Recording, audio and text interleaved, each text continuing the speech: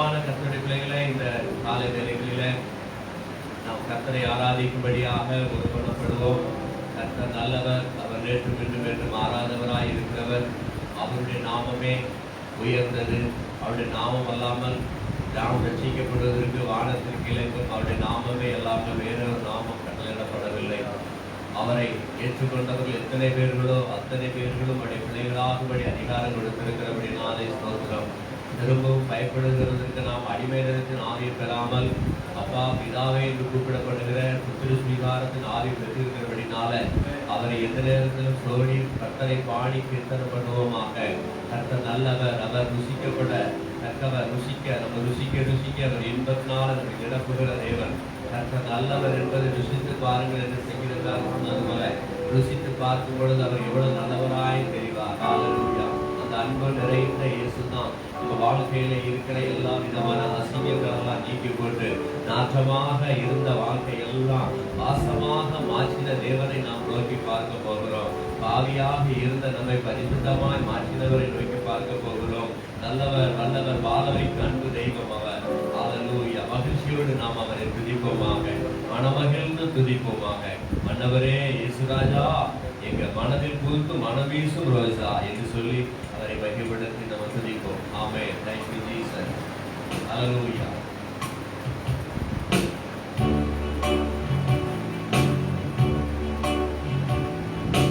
ஆட்சியோடு துதிக்கிறோம், மனமகிழ்ந்து துதிக்கிறோம். மன்னவரே இயேசுராஜா, எங்கள் மனதை பொறுத்து வரவேண்டும் ரோஜா. இயேசுராஜா சாரோன் ரோஜா. மகிழ்ச்சியோடு துதிக்கிறோம், மனமகிழ்ந்து துதிக்கிறோம்.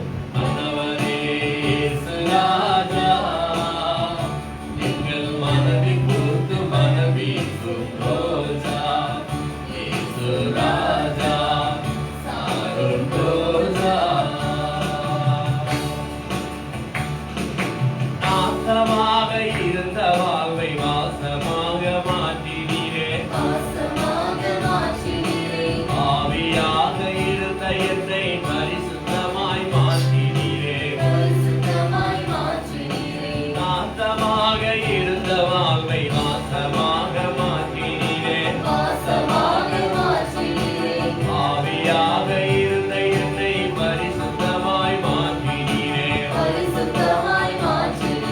நல்லவரே வல்லவரே, நல்லவரே வல்லவரே, வாழ வைக்கும் அன்பு தெய்வம் நீரே. எங்களை வாழ வைக்கும் அன்பு தெய்வம் நீரே. மகிழ்ச்சியோடு துதிக்கிறோம், மனமகிழ்ந்து துதிக்கிறோம். மன்னவரே இயேசுராஜா, எங்கள் மனதில் பொறுத்து மனவீசும் ரோஜா. இயேசுராஜா சாரோன் ரோஜா.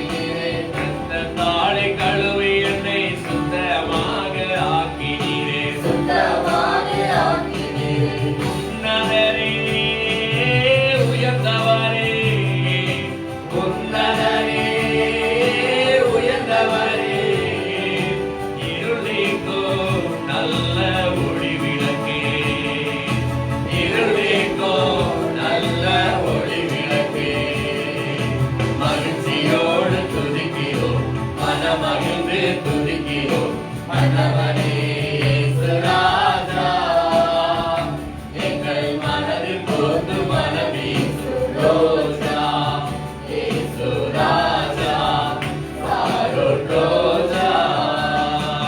மகிழ்ச்சியோடு துதிக்கிறோம், மனமகிழ்ந்து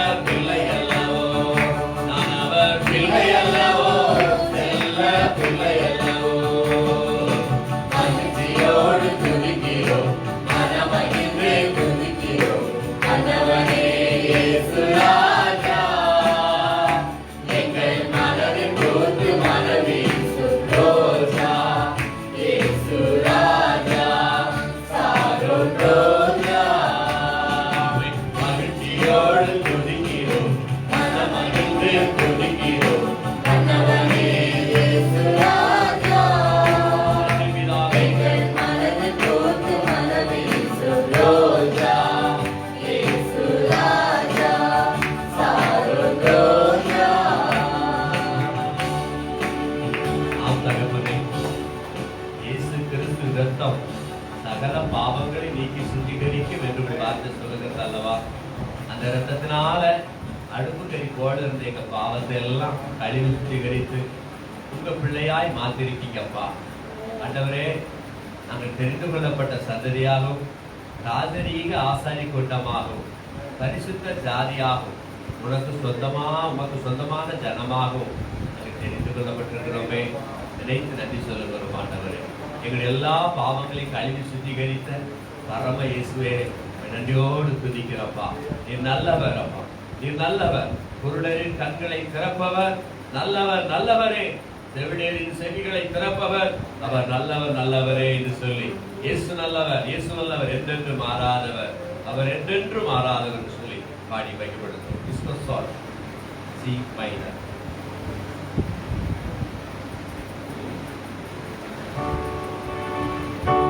இயேசு நல்லவர், இயேசு வல்லவர், என்றென்று மாறாதவர், அவர் என்றென்று மாறாதவர். இயேசு நல்லவர், இயேசு வல்லவர், என்றென்று மாறாதவர், அவர் என்றென்று மாறாதவர். குருடரின் கண்களை திறப்பவர் அவர் நல்லவர், நல்லவரே.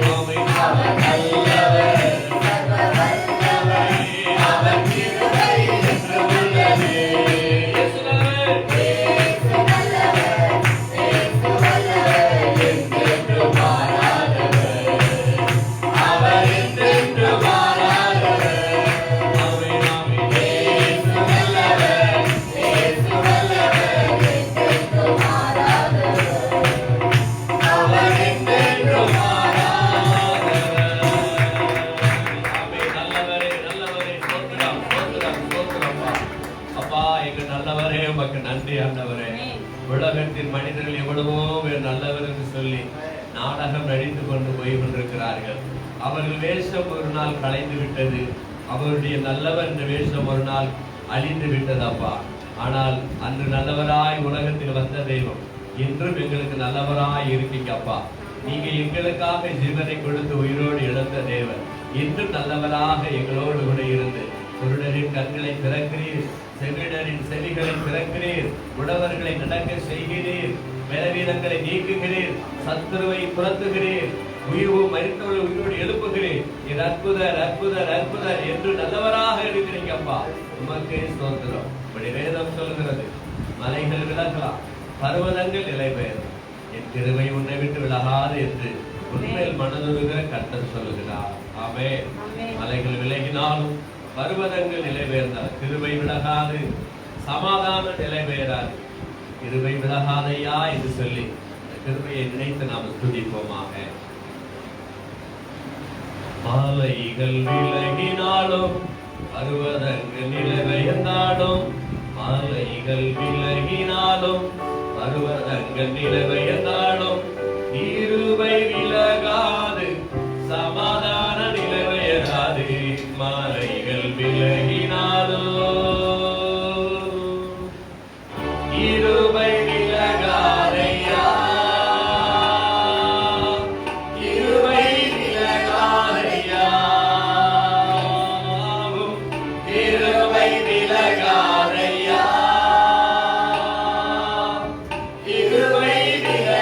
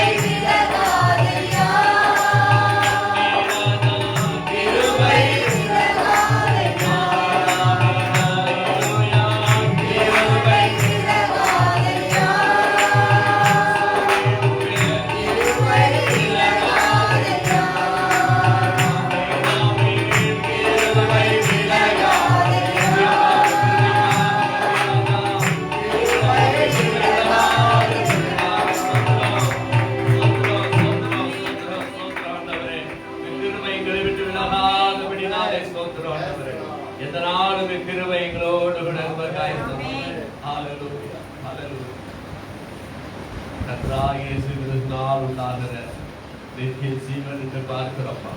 அப்பா அப்படி கிருபைகள் நினைத்து பார்க்கிறோம். கிருபையினாலே நீதிமான்களாக்கப்படும். இது எங்களால் உண்டானதல்ல, உங்களுடைய இரக்கம், உங்களுடைய கிருபை, உங்களுடைய ஈவு ராஜா, நினைத்து நாங்கள் சுதந்திரிக்கிறோம். தாயின் கருவில் கண்டவரே, என்னை பேர் சொல்லி அழைத்தவரே, அன்பு தெய்வம் நீதான் ஐயா. உலகம் தோன்றும் முன்னே, உயிர்கள் பிறக்கும் முன்னே தெரிந்து கொண்டவர் நீதான் ஐயா. ஆமே. வேதம் சொல்லுகிறது, தாயின் கருவில் உருவாகும் முன்னே நான் உன்னை தெரிந்து கொண்டேன். ஆமே. அல்லேலூயா. தாயின் கருவிலே உருவாகும் முன்னே நம்முடைய தேவன் தெரிந்து கொண்டார். தெரிந்து கொண்டவர் சொல்லுகிறார், தாயின் கருவில் கண்டவரே, பேர் சொல்லி அழைத்தவரே, என் அன்பு தெய்வம் நீதான் ஐயா என்று சொல்லி பாடி மகிழ்ப்படுத்துவோம். தாயின் கருவில் கண்டவரே, என்னை பேர் சொல்லி அழைத்தவரே, அன்பு தெய்வம் நீதான் ஐயா. உலகம் தோன்றும் முன்னே, உயிர்கள் பிறக்கும் முன்னே தெரிந்து கொண்டவர் நீதான் ஐயா. தாயின் கருவில் கண்டவரே, என்னை பேர் சொல்லி அழைத்தவரே, அன்பு தெய்வம் நீதான் ஐயா. உலகம் தோன்றும் முன்னே, உயிர்கள் பிறக்கும் முன்னே தெரிந்து கொண்டவர் நீதான் ஐயா. தெரிந்து கொண்டவர் நீதான் ஐயா. தெரிந்து கொண்டவர் நீதான் ஐயா. தெரிந்து கொண்டவர் நீதான் ஐயா. தெரிந்து கொண்டவர் நீதான் ஐயா. தாயின் கருவில் கண்டவரே, என்னை பேர் சொல்லி அழைத்தவரே, அன்பு தெய்வம் நீதான் ஐயா. உலகம் தோன்றும் முன்னே, உயிர்கள் பிறக்கும் முன்னே தெரிந்து கொண்டவர் நீதான் ஐயா. தெரிந்து கொண்டவர் நீதான் ஐயா. தெரிந்து கொண்டவர் நீதான் ஐயா. தெரிந்து கொண்டவர் நீதான் ஐயா. தெரிந்து கொண்டவர் நீதான் ஐயா. வல்லமை தெய்வம் நீதான் ஐயா. மரங்களின் மன்னவர் நீதான் ஐயா. வல்லமை தெய்வம் நீதான் ஐயா. மரங்களின் மன்னவர் நீதான் ஐயா. பரிசுத்த தெய்வம் நீதான் ஐயா. பரலோக தெய்வம் நீதான் ஐயா. பரிசுத்த தெய்வம் நீதான் ஐயா. பரலோக தெய்வம் நீதான் ஐயா. தாயின் கருவில் கண்டவரே, என்னை பேர் சொல்லி அழைத்தவரே, அன்பு தெய்வம் நீதான் ஐயா. உலகம் தோன்றும் முன்னே, உயிர்கள் பிறக்கும் முன்னே தெரிந்து கொண்டவர் நீதான் ஐயா. அற்புத தெய்வம் நீதான் ஐயா. அதிசயமானவர் நீதான் ஐயா. அற்புத தெய்வம் நீதான் ஐயா. அதிசயமானவர் நீதான் ஐயா. வார்த்தையாய் இருப்பவர் நீதான் ஐயா. வருவேறிட்டவர் நீதான் ஐயா. வார்த்தையாய் இருப்பவர் நீதான் ஐயா. வருவேறிட்டவர் நீதான் ஐயா. தாயின் கருவில் கண்டவரே, என்னை பேர் சொல்லி அழைத்தவரே, அன்பு தெய்வம் நீதான் ஐயா. ஆமென். உலகம் தோன்றும் முன்னே, உயிர்கள் பிறக்கும் முன்னே தெரிந்து கொண்டவர் நீதான் ஐயா. தெரிந்து கொண்டவர் நீதான் ஐயா. தெரிந்து கொண்டவர் நீதான் ஐயா. தெரிந்து கொண்டவர் நீதான் ஐயா. தெரிந்து கொண்டவர்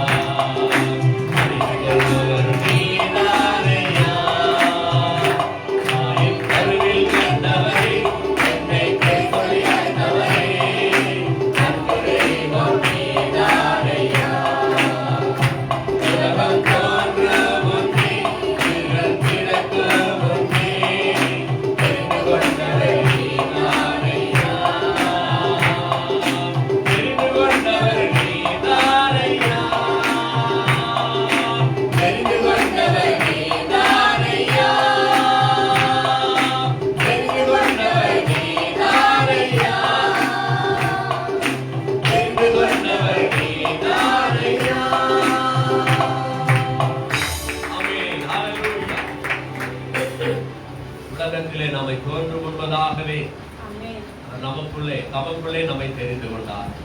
அவருக்குள்ளாக நம்மை தெரிந்து கொண்ட தேவன். அதான் அவர் சொல்லப்படுகிறது, நமக்குள் வைத்திருக்கிற சந்தோஷத்தின் பொருட்டு அவர் அவமானத்தை எண்ணாமல் நமக்காக அவர் தம்மையே பலியாக ஒப்பு கொடுத்தார். அவருக்கு முன்பதாக வைக்கப்பட்டிருக்கிற சந்தோஷத்தின் பொருட்டு நாம் எல்லாரும் தேவ சமூகத்துல தேவனோடு கூட இருப்பதை அவர் சந்தோஷமாக பார்த்தார். அதை நினைத்து பார்த்துதான் அவர் வைக்கப்பட்டிருக்கிற சந்தோஷத்தை பார்த்து எண்ணி அவர் துதித்தார். இனி எந்த இயேசுவினை கண்டால் மதி, உலகத்தில் மாயா சுகம் விட்டால் மதி,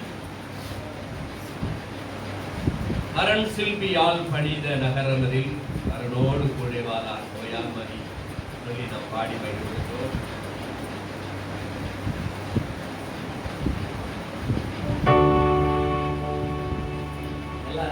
கரங்களை தட்டி இருந்து நம் தேவனை மையப்படுத்தி ஆராதித்து வைக்கப்படுவோமாக. அவர் நாம் பார்த்தாலே போதும். இந்த உலகத்தில் நமக்கு ஒரு ஆசை உண்டு என்றால் என் இயேசுவை நான் பார்ப்பேன். என் கண்களே காணும், அந்நிய கண்கள நம்முடைய கண்களே காணும். அவரை பார்த்து அவரை ஆராதித்து மகிமைப்படுத்த போறோம். இயேசுவினை கண்டால் மதி, இகத்திலே மாயா சுகம் விட்டால் மதி. இயேசுவினை கண்டால் மதி, இகத்திலே மாயா சுகம் விட்டால் மதி. பரன் சிற்பியாய் பணித நகரமதில், பரன் சிற்பியாய் பணித நகரமதில், அருளோடு கோடைவாளா போயாமதி, அருளோடு கோடைவாளா போயாமதி. இயேசுவினை கண்டால் மதி, இகத்திலே மாயா சுகம் விட்டால் மதி. இயேசுவினை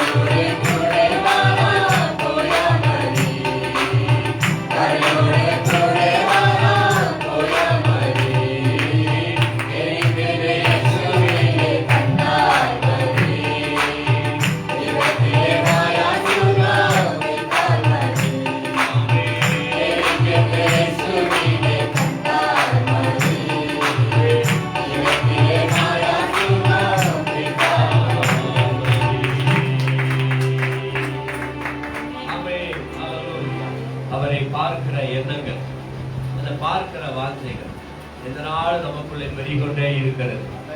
கர்த்தரை கண்டனை தக்கும் சமயத்தில் அவரை தேடுங்கள். அவர் சமீபமாய் இருக்கையில் அவர் நோக்கி கூப்பிடுங்க. என் குமாரனே, கிறிஸ்து இயேசுவுள்ள கிருபையிலே நீ பலப்படு. ஆண்டவர் கொடுத்திருக்கிற நேரத்தில் பலப்படுவாயாக. அவரை காணும் பாக்கியத்தை பெற்றுக்கொள்வாயாக. ஒரு நாள் அவரை நான் பார்ப்பேன், ஒரு நாள் நாம் அவரை பார்ப்போம் என்ற விசுவாசம் நமக்குள்ள இருக்க வேண்டும். அவர்தான் சாவை வென்றவர், சாத்தானை வென்றவர், அழிவின் குழியிலிருந்து நம்மை மீட்டவர். அவர் இரத்தத்தினாலே வீண்டெடுக்கப்பட்டதாம். எந்த பிரிய ஜனமே ஒருங்கிடுக, தன்னை வேலையை திகழ்ச்சி நாம் ஒருங்கிடுக. காலம் வேற இல்லல்லோ, காகலம் நாம் கேட்டிடாம். அந்தன்பாராய் நாமும் போகாராய். ஒரு நாள் வரப்போகிறது, மத்தியாகாயத்திலே அவருடைய கொடி கேட்க போகிறது. அந்த சத்தத்தை கேட்பவர்கள் இவை பொழுதே அவரோடு கூட மறுரூபமாக்கப்பட்டு எடுத்துக் கொள்ளப்படுவார்கள். அந்த காந்தன் பாராராய் நாமும் போகாராய். ஆடி மகிழ்விடுக்கும் இயேசுவின் இரத்தத்தால் வீண்டெடுக்கப்பட்டதா அந்த பிரிய ஜனமே ஒருங்கிடுகா என்று சொல்லி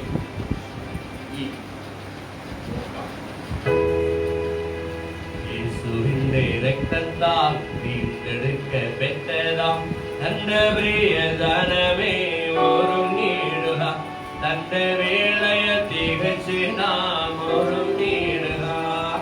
இயேசுவின் இரத்தத்தால் வீண்டெடுக்கப்பட்டதா தந்த பிரிய ஜனமே ஒருங்கிடுகா. தந்த வேளைய திகழ்ச்சி நாம் ஒருங்கிடுகா. காலவேளை இல்லல்லோ, காகலம் நாம் கேட்டிடா. காலவேளை இல்லல்லோ, காகலம் நாம் கேட்டிடா. காந்தன் வரராய் நாமும் போகராய். ஆமென். காந்தன் வரராய் நாமும் போகராய். இயேசுவின் நாமத்தில் கிறிஸ்துவின் நாமத்தில் சாத்தானோடு தீராம் தேவதரமே. இனி தோல்வியில ஜெயம் நமக்கு அவகாசமே. இயேசுவின் நாமத்தில் கிறிஸ்துவின் நாமத்தில் சாத்தானோடு தீராம் தேவதரமே. இனி தோல்வியில ஜெயம் நமக்கு அவகாசமே. காலவேளை இல்லல்லோ, காகலம் நாம் கேட்டிடா. காலவேளை இல்லல்லோ, காகலம் நாம் கேட்டிடா.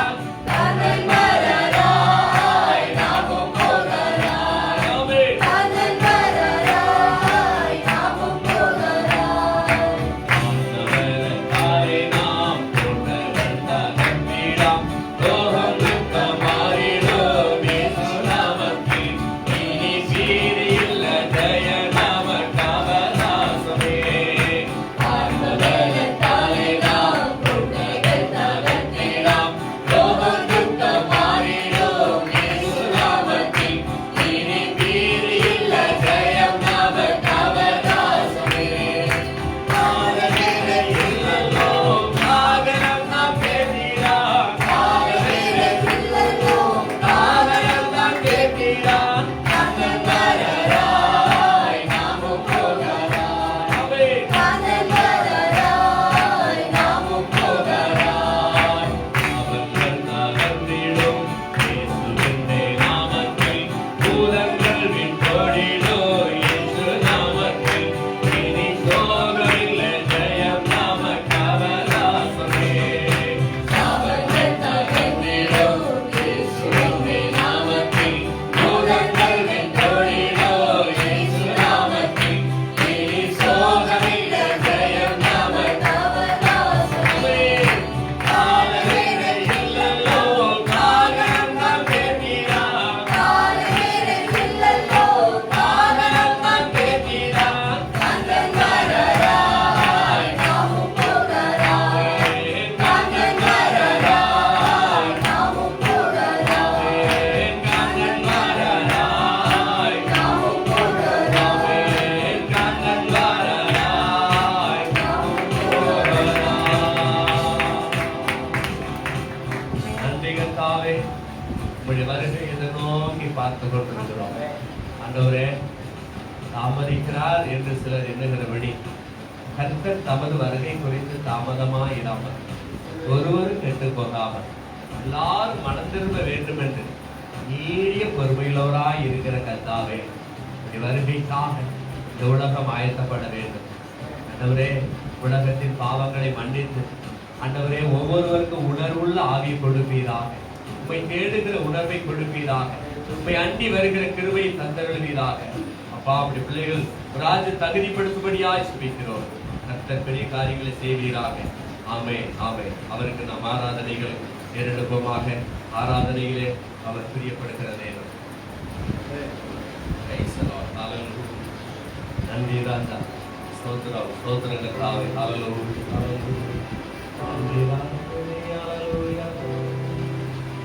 பரிசுத்த ஆவியானவரே, பரிசுத்த ஆவியே, நன்றி தகப்பனே. தூய ஆவியே, அன்பே ஆவியே, துணையாளரே, ஏற்றும் தெய்வமே, ஊற்று தண்ணீரே, உள்ளமே துணையா வர வேண்டும் வல்லவரே. ஆமென். வர வேண்டும் வல்லவரே. ஆமென். தூய ஆவியே, அன்பின் ஆவியே, துணையாளரே, ஏற்றும் தெய்வமே, ஊற்று தண்ணீரே, உள்ளமே துணையா வர வேண்டும்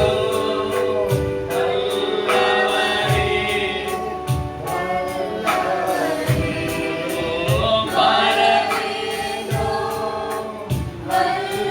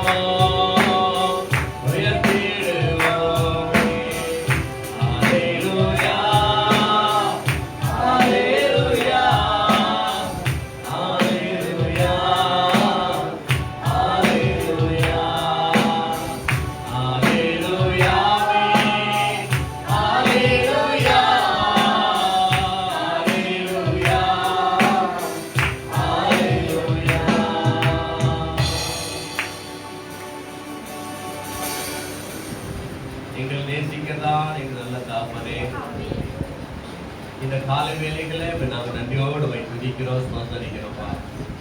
இப்படி இரக்கம் தயவுகளை நினைத்து பார்க்கிறோம். நீ செய்த நன்மைகளை நினைத்து நாங்கள் நன்றியோடு போய் ஸ்தோத்தரிக்கிறோம். உலகம் முழுவதும் எந்த விதமான சூழ்நிலையில் கடந்து போய் கொண்டிருக்கிறதப்பா. இந்த நேரலையிலே ஆராதித்து உங்க நாமத்தை மகிழ்ப்படுத்தும்படியாக இப்படி பிள்ளைகளுக்கு ஒரு வாய்ப்பு கொடுத்தமைக்காய் ஸ்தோத்திரம். நேரலையில் பார்த்து ஆராய்ந்து கொண்டிருக்கிற பிள்ளைகளை தேவ பிரசன்னம் நிரப்படியாய் சுபிக்கிறேன். அந்த வீடுகள் இருந்தாலும் ஆராதனை ஒருங்கிணைக்கப்பட்டிருக்கிற பிள்ளைகள் மேல தேவ பிரசன்னம் இறங்கட்டும் அப்பா. வீடுகளில் இறங்கட்டும் ராஜா. ஆசீர்வதிக்க தேவ பலத்தோடு கூட நாமத்தை மகிழ்ப்படுத்த உதவி செய்யும். நமக்கு நன்றி சொல்லுகிறோம். நன்றி ராஜா. இயேசுவின் நாமத்தில் தாழ்மையோடு ஜெபிக்கிறோம். ஜெபங்களும் பிதாவே. ஆமென். சங்கீத புஸ்தகத்திலே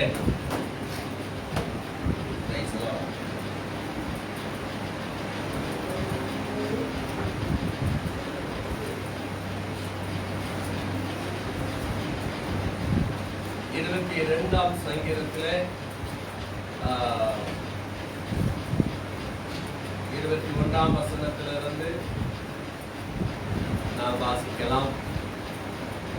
22, 21ஆம் வசனத்தில் 20ஆம் வசனத்திலிருந்து நாம் வாசிப்போம்.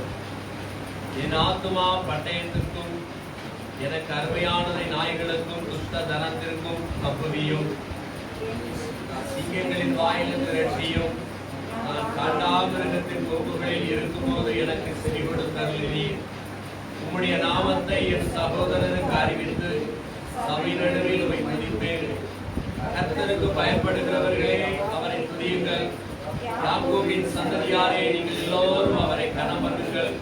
இஸ்ரவேலின் வம்சத்தாரே நீங்கள் எல்லாரும் அவர் பேரில் பயபக்தியாயிருங்கள்.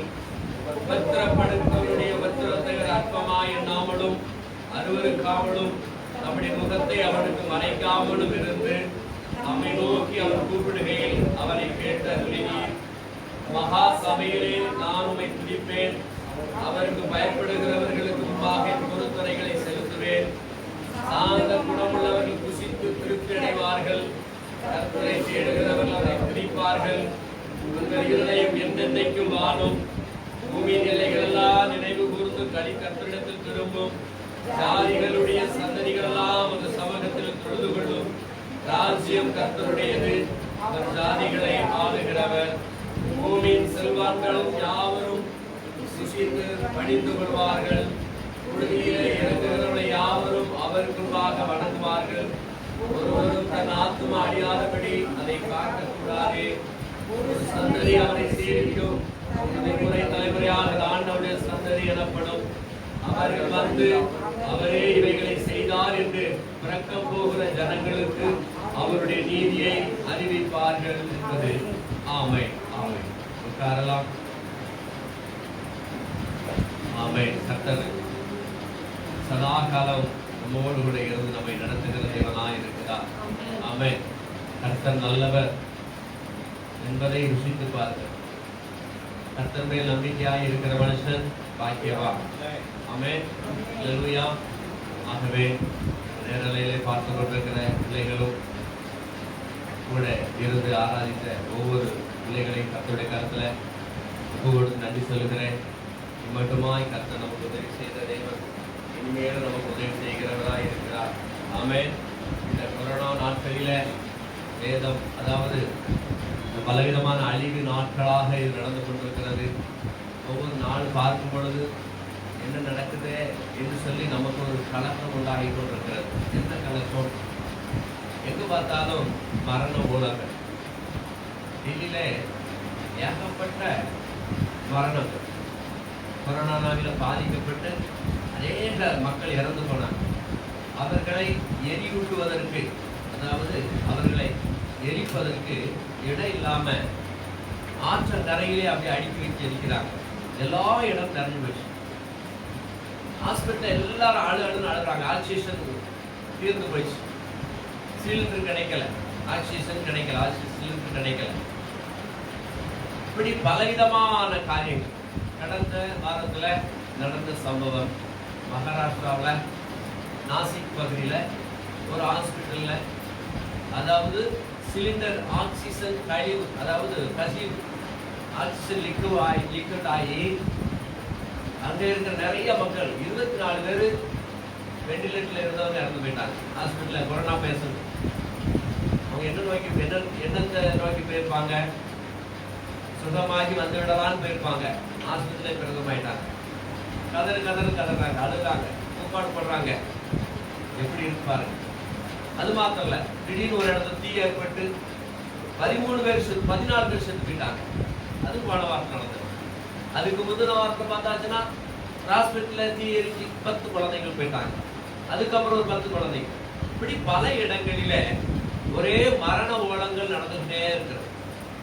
எங்கு பார்த்தாலும் துக்க செய்தி, எங்கு பார்த்தாலும் அழுகையின் காரியங்கள், எங்கு பார்த்தாலும் கண்டன ஆர்ப்பாட்டங்கள், எங்கு பார்த்தாலும் எதிர்ப்புகள். அன்பு தடித்து போயிட்டு, அன்பே இல்லை. அப்படி ஒரு மோசமான காலகட்டத்தில் இருக்கிறோம். இவைகள் எல்லாம் பார்க்கும்போது நமக்கு என்ன நினைப்பூட்டுகிறது? நம்முடைய ஆண்டவர் சீக்கிரம் வரப்போகிறார் என்பதை மாத்திரம் சொல்லிக்கிட்டே இருக்கு. அல்லேலூயா. நம்ம இன்னும் அதை காணாதபடி, கேளாதபடி, உணராதபடி இருமாப்பிலே நம்ம இருந்து கொண்டு இருப்போமானால் அவர் வருவார், தமக்கு ஆயத்தமா இருந்தவர்களை அழைத்து சென்று விடுவார், அப்புறம் பரிதவிக்கப்பட்டவர்களாய் கைவிடப்படுவோம். அதனாலதான் பரிதவிக்கப்படுகிற கூட்டத்தில் நாம் இல்லாதபடி காணப்பட வேண்டுமானால் ஜாக்கிரதையாக இருப்போமாக. அல்லேலூயா. நேரலையில பார்த்து கொண்டிருக்கிற பிள்ளைகளும் சரி, நீங்கள் ஜாக்கிரதையா இருப்பீர்களாக. கர்த்தருடைய வருகை சமீபமாயிற்று. பரிசுத்தத்தை தேடுங்கள், அசுத்தத்தை களைந்து போடுங்கள். பரிசுத்த ஆவியானவரை தொழுது கொள்ள உங்களை ஒப்புக் கொடுக்கும்படியாக நான் கர்த்தருடைய நாமத்தில் உங்களை நான் கேட்டுக்கொள்கிறேன். ஆமென். அல்லேலூயா. ஆக ஆண்டவருடைய வருகை சமீபமாயிற்று. வேதம் சொல்லுகிறது, இதோ நான் சீக்கிரமாய் வருகிறேன், அவனுக்கு நான் அளிக்கும் பலன் என்னோடு கூட வருகிறது என்று அவர் சொல்லுகிறார். ஆகவே அவர் சீக்கிரமாய் வர இருக்கிறபடினால இந்த உலகத்திலுள்ள சம்பவங்கள் எல்லாம் பயங்கரம் நடந்துகிட்டு இருக்கிறது. இதெல்லாம் பார்க்கும்போது நம்ம அசதியா இருந்து விடக்கூடாது. வேதம் சொல்லுகிறது, அசதியா இராமல் ஜாக்கிரதையா இருங்கள், ஆவியிலே மனதாயிருங்கள், கர்த்தருக்கு ஊழியம் செய்யுங்கள் என்று அங்கே சொல்லப்படுகிறது. ஆகவே நாம் ஜாக்கிரதையுள்ளவர்களாய் காணப்பட வேண்டும். சரி, கடந்த வாரத்துல பக்தி வைராக்கியத்தை குறித்து நாம் பார்த்தோம். பக்தி வைராக்கியத்துல யார் யாரெல்லாம் பக்தி வைராக்கியத்தை வெளிப்படுத்தினார்கள் என்று சொல்லி வேதத்திலே நாம கவனித்தோம். முதலாவது நம்ம பக்தி வைராக்கியத்தை வெளிப்படுத்தின ஆரோனின் பேரன் பினெகாசை குறித்து நாம் பார்க்கிறோம். இஸ்ரவேல் புத்திரர்கள் சித்திமிலே பாவம் செய்த பொழுது ஒரு இஸ்ரவேலன் இன்னொரு பெண்ணை இழுத்து கொண்டு வந்து விசாரம் செய்யும்படியாக உள்ளறையிலே போய் படுத்திருக்கும் பொழுது அவர்கள் 2 பேரும் சேர்ந்து செத்து போகும்படியாக ஈட்டி எடுத்து ஒரே குத்தா குத்தி அவர்களை கொண்டு போட்டான் என்று பார்க்கிறோம். ஆக அது கொலைதான். ஆனால் இடத்திற்கான கொலை என்று பார்த்தால் பக்தி வைராக்கியத்துக்கு வெளிப்படுதலான ஒரு கொலை. அல்லேலூயா, அல்லேலூயா. பக்தி வைராக்கியத்தை வெளிப்படுத்தினான். ஆனால் பார்த்தோம்னா 24,000 பேர் இறந்து போயிட்டாங்க. அவன் அந்த 2 பேரை கொண்டு போடவில்லை என்றால் இன்னும் அநேகமாயிரமான ஜனங்கள் இறந்து போகிறதுக்கு வாய்ப்பு இருக்கிறது. ஆகவே 24,000 பேர் செத்துட்டாங்க. கொண்டு போட்டோட 24,000தோட நிப்பாட்டிட்டார் ஆண்டவர். 2 பாவம் செய்தவர்களை கொலை செய்யப்பட்டனால. அவன் கொண்டு போடாம இருந்தானால் இஸ்ரவேல் முழுவதும் அழிந்திருப்பார்களோ என்று என்ன தோன்றுகிறது. அவ்வளவு பயங்கர வாதை. ஆகவே கர்த்தர் வாதை நிப்பாட்டி ஆரோனின் பேரனாகிய அந்த பினெகாசை குறித்து பெருமைப்படுகிறேன் என்று சொன்னார். அல்லேலூயா. அவன் எனக்காக மிகவும் பக்தி வைராக்கியத்தை வெளிப்படுத்தினான். பக்தி வைராக்கியம். நான் கிறிஸ்து உடையவன். கிறிஸ்துவுக்காக நம்ம என்ன பக்தி வைராக்கியத்தை வெளிப்படுத்தி இருக்கிறோம் என்று நாம் நம்மை உணர்ந்து பார்க்க வேண்டிய பிள்ளைகளாக இருக்கிறோம். அல்லேலூயா. நம்ம பாவத்திலிருந்து பிரிக்கப்பட்டவர்கள் தான். உலக அசுத்தத்திலிருந்து பிரிக்கப்பட்டு தேவனுக்காக நம்ம தெரிந்தெடுக்கப்பட்ட பிள்ளைகள் தான். ஆனாலும் உலக அசுத்தத்துல மறுபடி போய்விடக் கூடாது என்பது தேவனுடைய சித்தம். அல்லேலூயா, அல்லேலூயா. மறுபடியும் உலக பாவத்திலே விழுந்து விடாதபடிக்கு தேவன் நம்மை பிரித்தெடுத்து சொந்த ஜனமாக வைத்திருக்கிறார். அவருக்கு பரிசுத்த ஜாதியாய் வைத்திருக்கிறார். அவருக்கு பிரியமான பிள்ளைகளாய் நம்மை தெரிந்தெடுத்திருக்கிறார். ஆனால் நாம் எப்படி இருக்கிறோம்? ஆரம்பத்திலே கொண்ட அந்த விசுவாசம், ஆரம்பத்திலே கொண்டிருந்த அந்த அன்பு, ஆரம்பத்திலே கொண்டிருந்த அந்த நம்பிக்கை, அந்த தேவன் மேல் வைத்திருக்கிற பற்றுதல் இப்பொழுது இருக்கிறதா என்று பார்க்கும் பொழுது சற்று குறைவாய் காணப்படுகிறது. சற்று குறைவு என்று சொன்னால் நிறைய குறைவாய் காணப்படுகிறது. அதனால சொல்றாங்க, என்ன நிலைமையில விழுந்தா என்பதை பார்த்து நீ என்ன செய்ய? மனம் திரும்பு. என்ன நிலைமையில இருந்து விழுந்தாய்? உன்னுடைய ஆதி பக்தி எங்கே போய்விட்டது? தேவனோடு கூட நீ முதலாய் அழைக்கப்பட்ட பொழுது, தேவனுடைய பிரசன்னம் நிரப்பின பொழுது, தேவ ஆவியில் நிறைந்த பொழுது உனக்குள்ளாக ஒரு சந்தோஷம் பொங்கியது, ஒரு தெய்வீக அன்பு பொங்கியது, தேவன் மேல் ஒரு பற்று பொங்கியது. இப்பொழுது அது எங்கே? ஆதியில கொண்டிருந்த அன்பை விட்டா என்று உன் பேரில் எனக்கு குறை உண்டு என்று கர்த்தர் வருத்தப்படுகிற மாதிரி இருக்கக்கூடாது. ஆதியில கொண்டிருந்த அன்பை விட்டாய். இங்க அன்பு விட்டு போன போல காணப்படுகிறது. நாம் நிறைவு செய்வோமாக, இன்னும் அவரை தேடுவோமாக, அவரை பிடித்துக் கொள்ளுமாக, அவர் சமீபமாய் இருக்கையில் அவர் நோக்கி கூப்பிடுவோமாக. ரகசிய வருகை வந்துவிட்டு அவர் தமக்காக ஆயத்தம் பண்ணப்பட்ட பிள்ளைகளை எடுத்துக்கொண்டு போகும் பொழுது நீ என்ன செய்வாய்? இப்பொழுதே உன் பக்தி வேஷமாய் மாறிக்கொண்டிருக்கிறது. இப்பொழுதே உன் பக்தியானது அவலட்சணமாய் காணப்படுகிறது.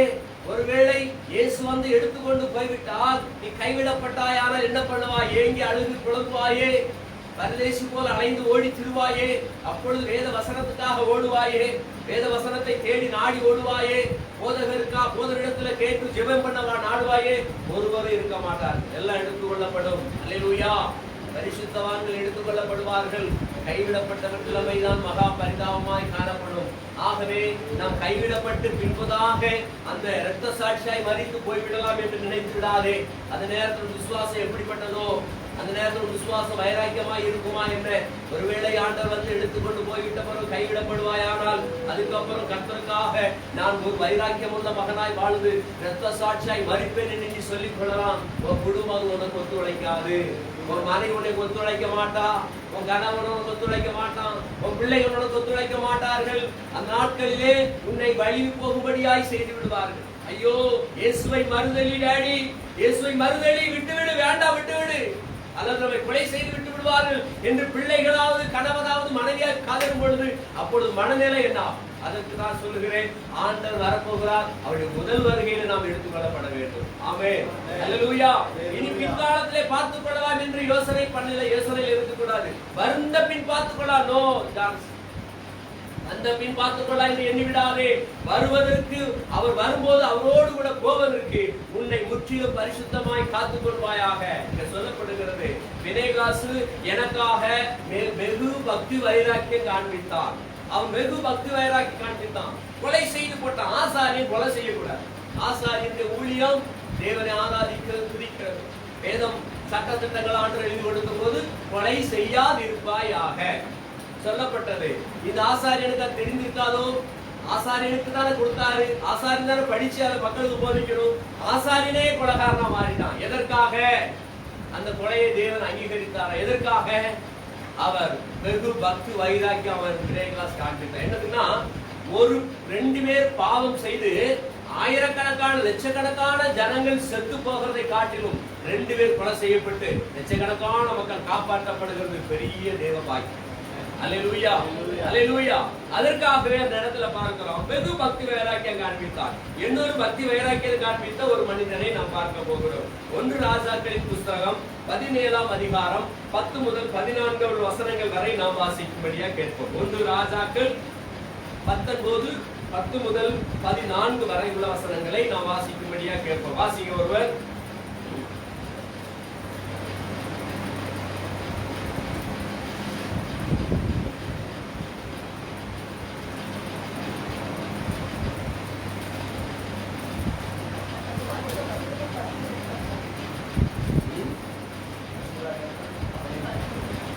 முதல் 14 வரை.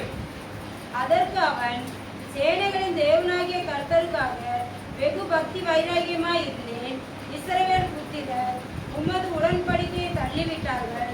உம்முடைய பலிபீடங்களை இடித்து உம்முடைய தீர்க்கதரிசிகளை பட்டயத்தினால் கொன்று போட்டார்கள். நான் ஒருவன் மாத்திரம் மீதியாய் இருக்கிறேன். என் பிராணனை வாங்க தேடுகிறார்கள் என்றான். அல்லேலூயா. இங்கே சொல்லப்படுகிறது, எலியா என்பவன் இஸ்ரவேல் தேவனாகிய கர்த்தருக்காக வெகு பக்தி வைராக்கியம் காண்பித்தான் என்று பார்க்கிறோம். தேவனுக்கு எலியா வைராக்கியம் காண்பித்ததை இந்த இடத்துல நாம் பார்க்கிறோம். தேவனுக்காக வைராக்கியமாய் இருந்த எலியா ஏன் பயப்பட வேண்டும் என்று சொல்லப்படுகிறது. அவன் ஓடி ஒளிகிறான். யாருக்காக? யாருக்கு பயந்து ஓடி ஒளிகிறான் என்று சொன்னால், ஆகாபு ராஜாவின் மனைவியாகிய எசபேலுக்கு ஓடி ஒளிகிறான். அப்படி என்றால் பாகாலின் தெய்வம், பாகாலினுடைய தீர்க்கதரிசிகளை 450 தீர்க்கதரிசிகளை அவன் கீழ்காலிலே வெட்டி கொன்று போட்டான். என்ன கொன்று போட்டான்? எதற்கு கொன்று போட்டான் என்று பார்க்கும் பொழுது, இந்த 450 தீர்க்கதரிசிகள் கிறிஸ்தவர், அதாவது தேவ பிள்ளைகளை, இஸ்ரவேலர்களை தவறான வழியில் நடத்தினார்கள். பாவம் செய்ய பழக்கிவித்தார்கள். இஸ்ரவேலர்கள் கெட்டு போனார்கள். அங்க தேவனை தேடுகிற உணர்வு இல்லாமல் போயிற்று. ஆகவே அதற்கு இந்த ஆகாபு ராஜாவும் இஸ்ரவேல் ராஜாவாகிய ஆகாப் ராஜா அது ஒத்து போனான். அதனால தேசத்திலே மழை வராமல் பஞ்சம் ஏற்பட்டு விட்டது. தேசத்துல நீர்நிலைகள் எல்லாம் வற்றி போய்விட்டது. ஒரு வறட்சி காணப்பட்டது.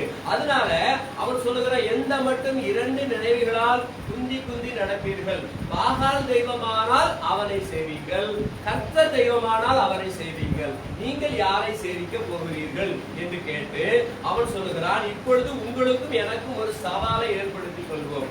நாம ஒரு பலிபீடத்தை கட்டுவோம். அந்த பலிபீடத்திலே காளைகளை வெட்டி மேலே அடுக்கி வைப்போம். அதை எரிக்க, அதை வானத்துக்கு அக்னி வந்து எரிந்து போகும்படியாக நம்ம கேட்போம்.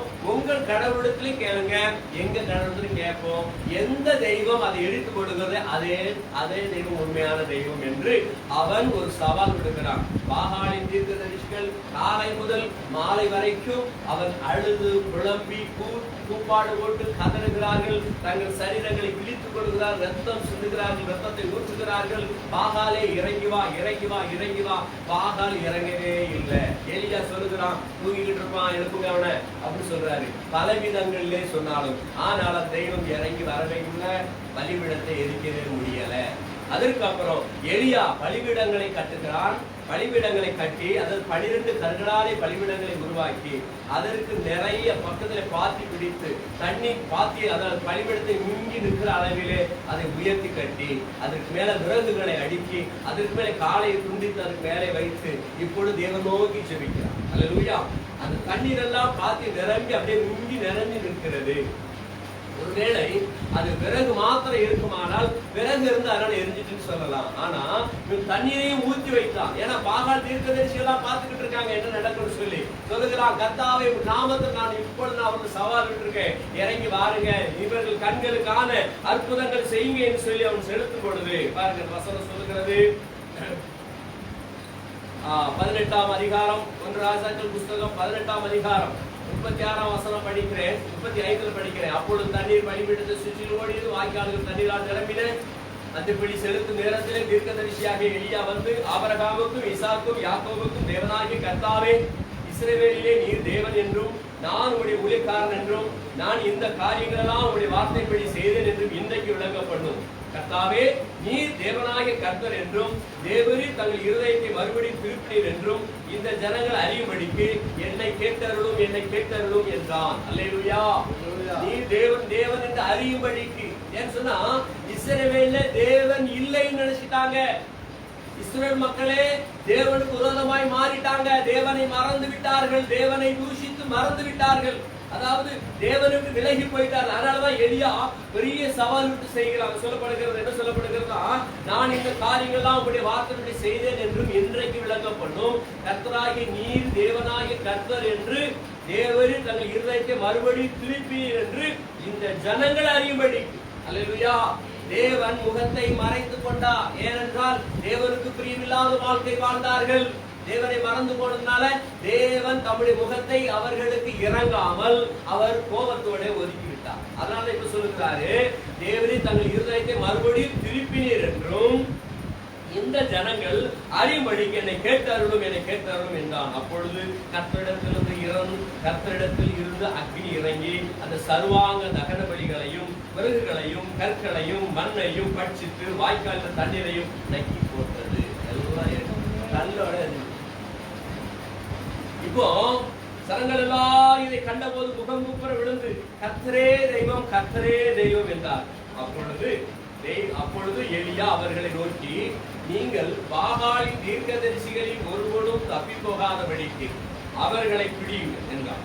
அவர்களை பிடித்த போது எலியா அவர்களை கீழே, அதாவது ஈசோன் ஆற்றங்கரையிலே கொண்டு போய் அவர்களை வெட்டி போட்டான். இன்று எலியா ஆகாவை நோக்கி, நீர் போ, போஜனம் பண்ணும், பெருமழை இறைச்சல் கேட்கப்படுகிறது என்றான். அல்லேலூயா. பெரிய மலை இறைச்சல். அப்போ ஏன்னா பயங்கர ரொம்ப வருஷம் மழையே இல்லை, வாய்க்கால்லாம் வத்தி போச்சு, நீர்நிலைகள்லாம் வத்தி போச்சு. எங்க போரிக்கு போட்டாலும் போரிக்கு தண்ணியே இல்லைங்க. ஆழமா குடிக்க வேண்டினாலும் கிணக்கு வேணாலும் தண்ணி கிடையாது. மக்கள் வறட்சியில பாதிக்கப்பட்டாங்க. ஆகாப் ராஜா தலை குச்சிக்கிட்டு இருக்கா, என்ன பண்றது? தேசத்து மக்கள் எல்லாம் தேவன் வேற பாகால தேடி போயிட்டாங்க. அதனால தேசத்துல தேவன் பஞ்சத்தை வரவிட்டார். தேவனை தேடுகிற இருதை அவளுக்கு இல்லாமல் போனதுனால தேசத்துல அவள நிலைகள். இந்த நாட்களில் நடக்கிற சம்பவங்களை பார்க்கும்போது தேவனை தேடுகிற உணர்வு மக்களுக்கு இல்லை. இல்லாமல் போய்விட்டது ஒரு காரணம். இரண்டாவது, தேவனை எதிர்த்து நிற்கிறார்கள். தேவன் யார் என்று கேட்கிறார்கள். அல்லேலூயா.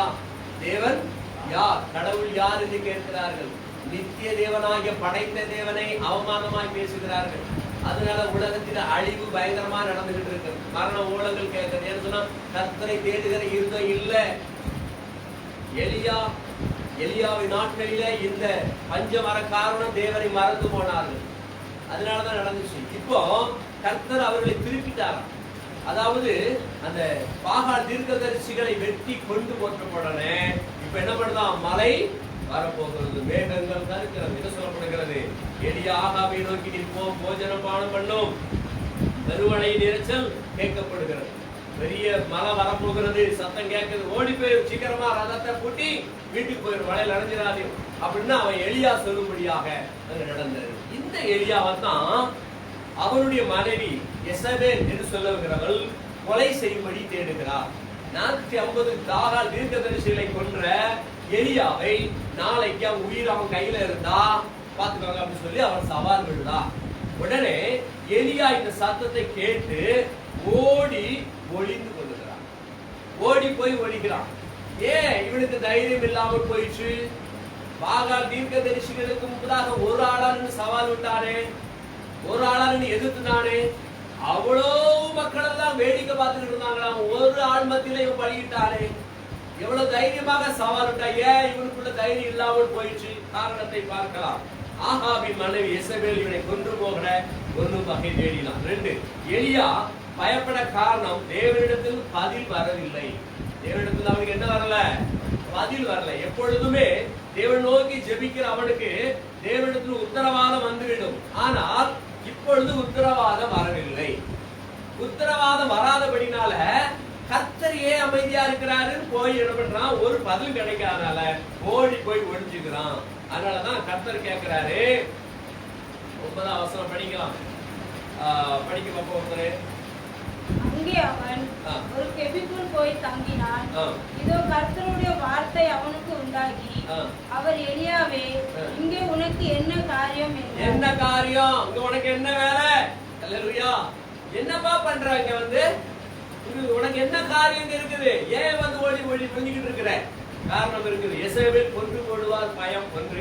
இரண்டாவது, தேவன் அவருக்கு வேறு பணியை வைத்திருந்தார். ஓடி போக இன்னொரு காரணம் என்னன்னு சொன்னா, எலியா அதோட நின்று விடாதபடிக்கு இன்னொரு தொடர்ச்சி ஏற்படுத்த வேண்டும். இவன் ஸ்தானத்துல இன்னொரு தீர்க்கதரிசி ஏற்படுத்த வேண்டும். அது ஒரு ஊழியம். என்ன? இரண்டாவது, ஒரு ராஜாவுக்கு பதிலாக இன்னொரு ராஜாவை ஏற்படுத்தப்பட வேண்டும். 2 ஊழியத்தை அவனுக்கு கொடுக்கிறான். அவன் கொடுத்ததுக்கு முன்பதாக அவனுக்கு போஜனத்தை கொடுத்து 40 நாள் இரவும் பகலும் அந்த போஜனத்தின் பலத்தினாலே ஓடினான் என்று சொல்லப்படுகிறது. அங்க போய் அவன் திஸ்பியனாகிய எலியா அவன் இன்னொரு எலிஷாவை ஏற்படுத்துகிறான். ஒரு எலிஷாவை ஏற்படுத்தி ஊழியத்திலே ஸ்தாபிக்கிறார். 2வது ஒரு ராஜாவை ஏற்படுத்துகிறார். இப்படிப்பட்ட ஊழியம் அவர் கொடுக்கப்பட்டது. பார்க்கலாம். 1 ராஜாக்கள் 19:15 நாம் வாசிப்போம். அப்பொழுது கர்த்தர் அவனை பார்த்து, நீ தமஸ்குன் வழியாய் வனாந்தரத்துக்கு திரும்பி போய் ஆசகேலை சிரியாவின் மேல் ராஜாவாக அபிஷேகம் பண்ணி. சீரியாவிலே ராஜாவாக அவன் என்ன பண்ணணும்? ஆசகேலை அபிஷேகம் பண்ணு. 2வது, நிம்சியின் குமாரனாகிய யெகூவை அபிஷேகம் பண்ணி, அப்புறம் ஆபேல் மகோலாபுரனாகிய எலிசாவை உன் ஸ்தானத்திலே தீர்க்கதரிசியாக அபிஷேகம் பண்ணி. எஸ், 3 காரியங்களை அவன் இங்கே செய்கிறான். 1, ஆசகேலை சீரியா மேல ராஜாவாக அபிஷேகம் பண்ணுகிறான். 2, நிம்சியின் குமாரனாகிய யெகூவை இஸ்ரவேலின் ராஜாவாக அபிஷேகம் பண்ணுகிறான். 3, அதாவது சாப்பாத்தின் குமாரனாகிய எலிஷாவை அவன் ஸ்தானத்திலே அபிஷேகம் பண்ணுகிறான். இந்த பணி அவனுக்கு கொடுக்கப்பட்டது.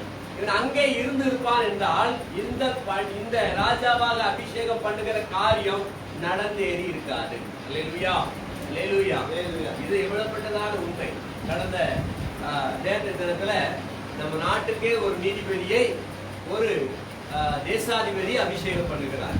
அதாவது ரமணா எண்ணப்படுகிற ஒரு நீதிபதியை, இவர்தான் இந்த தேசத்தில், நம்ம நாட்டுக்கு இந்தியா தேசத்தில் பிரதான நீதிபதி. அவர் என்ன சொன்னாலும் நடக்கும்.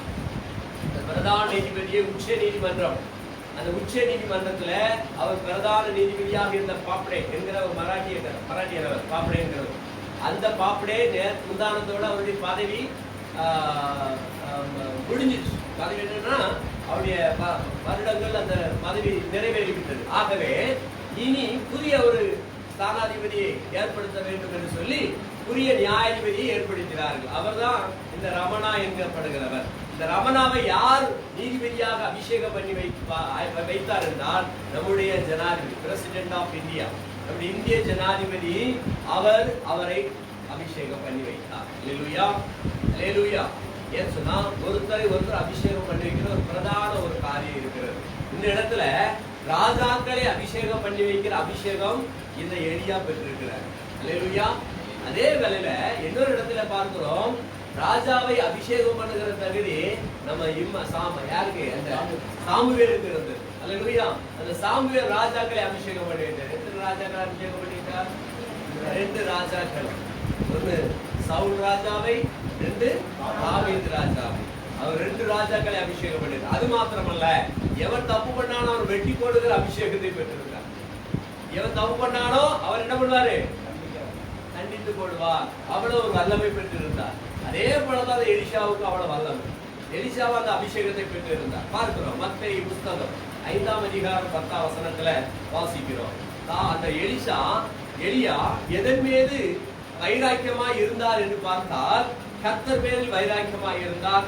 சேனைகள் தேவனுக்காக வெகு பக்தி வைராக்கியமாய் இருந்தன்னு சொல்கிறாரு. 14ஆம் வசனம் சொல்கிறது.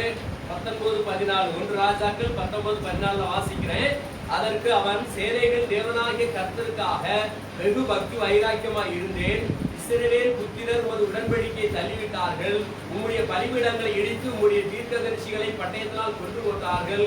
நான் ஒருவன் மாத்திரம் மீந்திருக்கிறேன். மீதியா இருக்கிற என் பிராணையை வாங்க தேடுகிறார்கள் என்றார். அல்லேலூயா. ஓடி போக காரணம், எல்லா தீர்க்கதரிசிகளையும் கொண்டுட்டாங்க. எல்லா இஸ்ரவேல் மக்கள் தீர்க்கதரிசிகளை கொண்டு போட்டாங்க.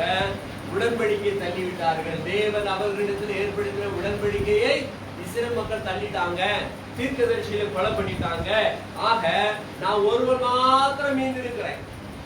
நான் சொல்றேன், நான் ஒருவன் மாத்திரம் மீந்திருக்கிறேன். அதனால நான் ஓடி போறேன். ஆண்டு சொல்லாரு, எப்ப பாகாலுக்கு முன்பதாக முழங்கால் இருக்கிற 7000 பேரை உனக்காக நான் வைத்திருக்கிறேன். எனக்கு தெரியல 7000 பேர் இவனுக்காக இருக்கிறாங்க தெரியல. ஆனா கர்த்தர் சொல்ல, 7000 பேர் நான் மீதியாக வச்சிருக்கப்பா, நீ கடங்காத. இப்ப சொல்ற, நான் மட்டும்தான் இருக்கேன், வேற யாருமே இல்லை. அவன் பாரம் அழுத்துகிறது, பயம் அவன் அழுத்துகிறது. அதனால ஓடுறான். அவன் போய் 2 ராஜாக்களை ஒரு தீர்க்கதரிசியை ஏற்படுத்தி விட்டு பின்னாடி பார்க்கிறோம், அவரை கர்த்தர் எடுத்துக்கொண்டார். அல்லேலூயா. எலியா மரிக்கவில்லை, எலியா மரணத்தை சந்திக்கவில்லை. தேவன் அவனை எடுத்துக்கொண்டார். ஏன்னா அவன் கர்த்தருக்காக வெகு பக்தி வைராக்கியம் இருந்தான். பழைய ஏற்பாட்டுல பார்க்கிறோம், ஏனோக்கை குறித்து பார்க்கிறோம். ஏனோக்கு தேவனோடு கூட சஞ்சரித்தான், பிள்ளைகளை பெற்றெடுத்தான். மனைவி இருந்தாங்க, பிள்ளையும் பெற்றெடுத்தான். ஆனால் தேவனோடு கூட சஞ்சரித்தால் கடைசியில ஒரு நேரம் வருவதாம் காணப்படாமல் போனான். அடுத்த அடி சொல்லுகிறது, தேவன் அவனை எடுத்துக்கொண்டார். அல்லேலூயா. தேவன் அவனை எடுத்துக்கொண்டார். அப்படின்னா தேவனோடு கூட யார் யாரெல்லாம் சஞ்சரிக்கிறாங்களோ கண்டிப்பா தேவன் அவர்களை டேக் ஓவர் பண்ணுவார். அல்லேலூயா, அல்லேலூயா, அல்லேலூயா, அல்லேலூயா, அல்லேலூயா.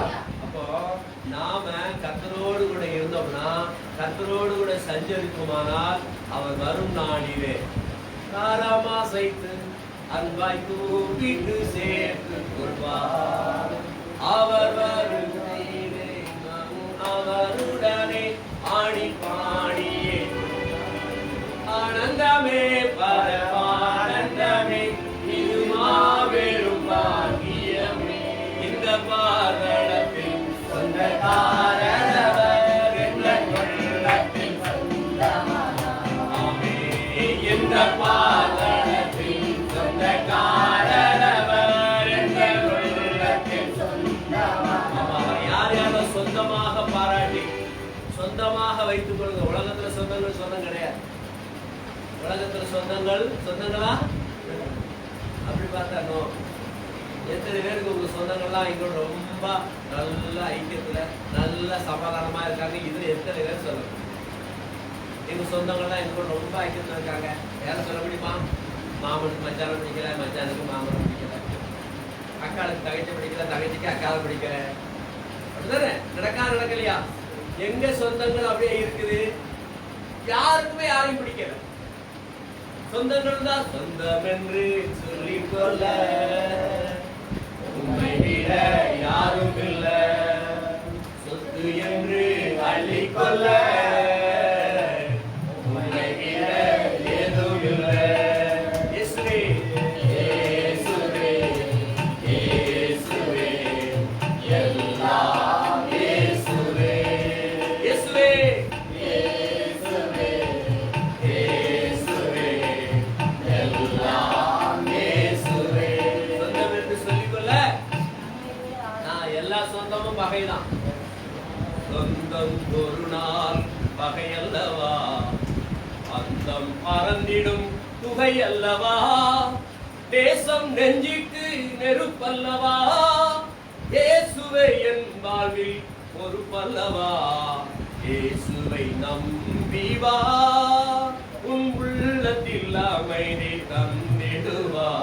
இயேசுவை நம்பி வந்தா உள்ளத்துல அமைந்த சொந்தங்கள் ஒரு நாள் பகையாய் மாறும். எந்த சொந்தக்காரங்களும் அண்ணன் தம்பிக்குள்ளே அக்கா தம்பிக்குள்ளே உறவுகள் பகைக்கப்படுகிறது. சரியா இல்ல? ஏன்னா நேரம் அப்படி நாளாகி போச்சு. எல்லாரும் சுயநலவாதிகளாகவே, நான் ஒரு சுயநலம், நீங்க ஒரு சுயநலம், எல்லாருமே சுயநலவாதிகளாகவே செயல்படும். அண்ணன் தம்பிக்குள்ள சுயநலம், அக்கா தம்பிக்குள்ள சுயநலம், எங்க பார்த்தாலும் போட்டி பொறாமை. அதுதான் இந்த உலகம். இது ஏசப்பா வரும் வரைக்கும் இது இப்படிதான் நடந்துகிட்டே இருக்கும். இந்த இதுலதான் உன்னை நான் தெரிந்து கொண்டேன், நீ என்னை தெரிந்து கொள்ளவில்லை, நான் உன்னை தெரிந்து கொண்டேன், நீ ஆமே நீ என்னுடையவன், நீ என்னுடையவன் என்று சொல்லி நம்மள உரிமை பாராட்டுகிற கொஞ்சம் கூட தகுதி கிடையாது. தகுதி உண்டு பண்ண மாட்டேன். நம்மிடத்தில் ஏதாவது நன்மை இருக்கிறதா? நம்மள அவர் நோக்கி பார்க்கும் ஏதாவது நல்ல காரியம் இருக்குதா? இல்லவே இல்லை. ஆனாலும் நம்ம இரக்கமுள்ளவராய் நம்மளை தெரிந்து கொண்டார். என்னன்னா கீழ்படுத்தீங்கள, ஞானசார்ந்து கீழ்படுத்தீங்க இல்லையா, அவர் தான் என் அப்பான்னு விட்டு கீழ்படுத்தீங்களா, அந்த கீழ்படிதலை கண்டு அணைத்து கொண்டார். நீங்க சொல்லலாம், நான் பாவி, நான் பரிசுத்தம் இல்லாதவன், நான் உங்களுடைய ஆசைகளை செலவழித்து போட்டேன், பண்டிகளோட கூட பண்டி சின்னெல்லாம் நான் சாப்பிட போனேன், உங்களுடைய செல்வங்களெல்லாம் நான் வேகிட்டு போய் செலவழிச்சு போட்டுட்டேன், உங்க மூத்த குமாரனை போல நான் அப்படி நல்லவனா கிடையாது, மோசமானவன். இது எதை சொன்னாலும் அவர் கேட்கல. எப்பா என் மகனுக்கு முடிய விட்டுங்க, என் மகனுடைய நகத்தை கட் பண்ணுங்க, என் மகனுக்கு செருப்பு போடுங்க, அவனுக்கு அவனை குளிப்பாட்டுங்கப்பா, அவனுக்கு மோதத்தை போடுங்கப்பா, அதான் சொல்றாரு. இந்த மகன் சொல்றான் அது கிடையாது, இது கிடையாது, அது இல்லை, இது இல்லை, அதெல்லாம் பாக்குறது. கீழ்படிஞ்சிட்டியா பாரு, அல்லேலூயா. கீழ்படிந்தால் அணைத்துக் கொள்வான். அவருக்கு சமூகத்தை தாழ்த்தி விட்டாலே போதும். என்னை மன்னிங்கப்பா, என்னை மன்னிங்க ஆண்டவரே, என்னை சரணடைகிறேன். சரணம் அடைந்து விட்டால் அவர் நம்மை அப்படியே அணைத்துக் கொள்வார். அணைத்துக் கொண்டுதான் நம்ம என்ன சொன்னாலும் நம்ம சொல்லலாம், நான் அப்படி இல்லை, நான் இப்படி பாவம் இப்படி செஞ்சு அப்படி செஞ்ச, கொஞ்சம் கூட தகுதி இல்லை, ஒன்றுக்கும் உதவாத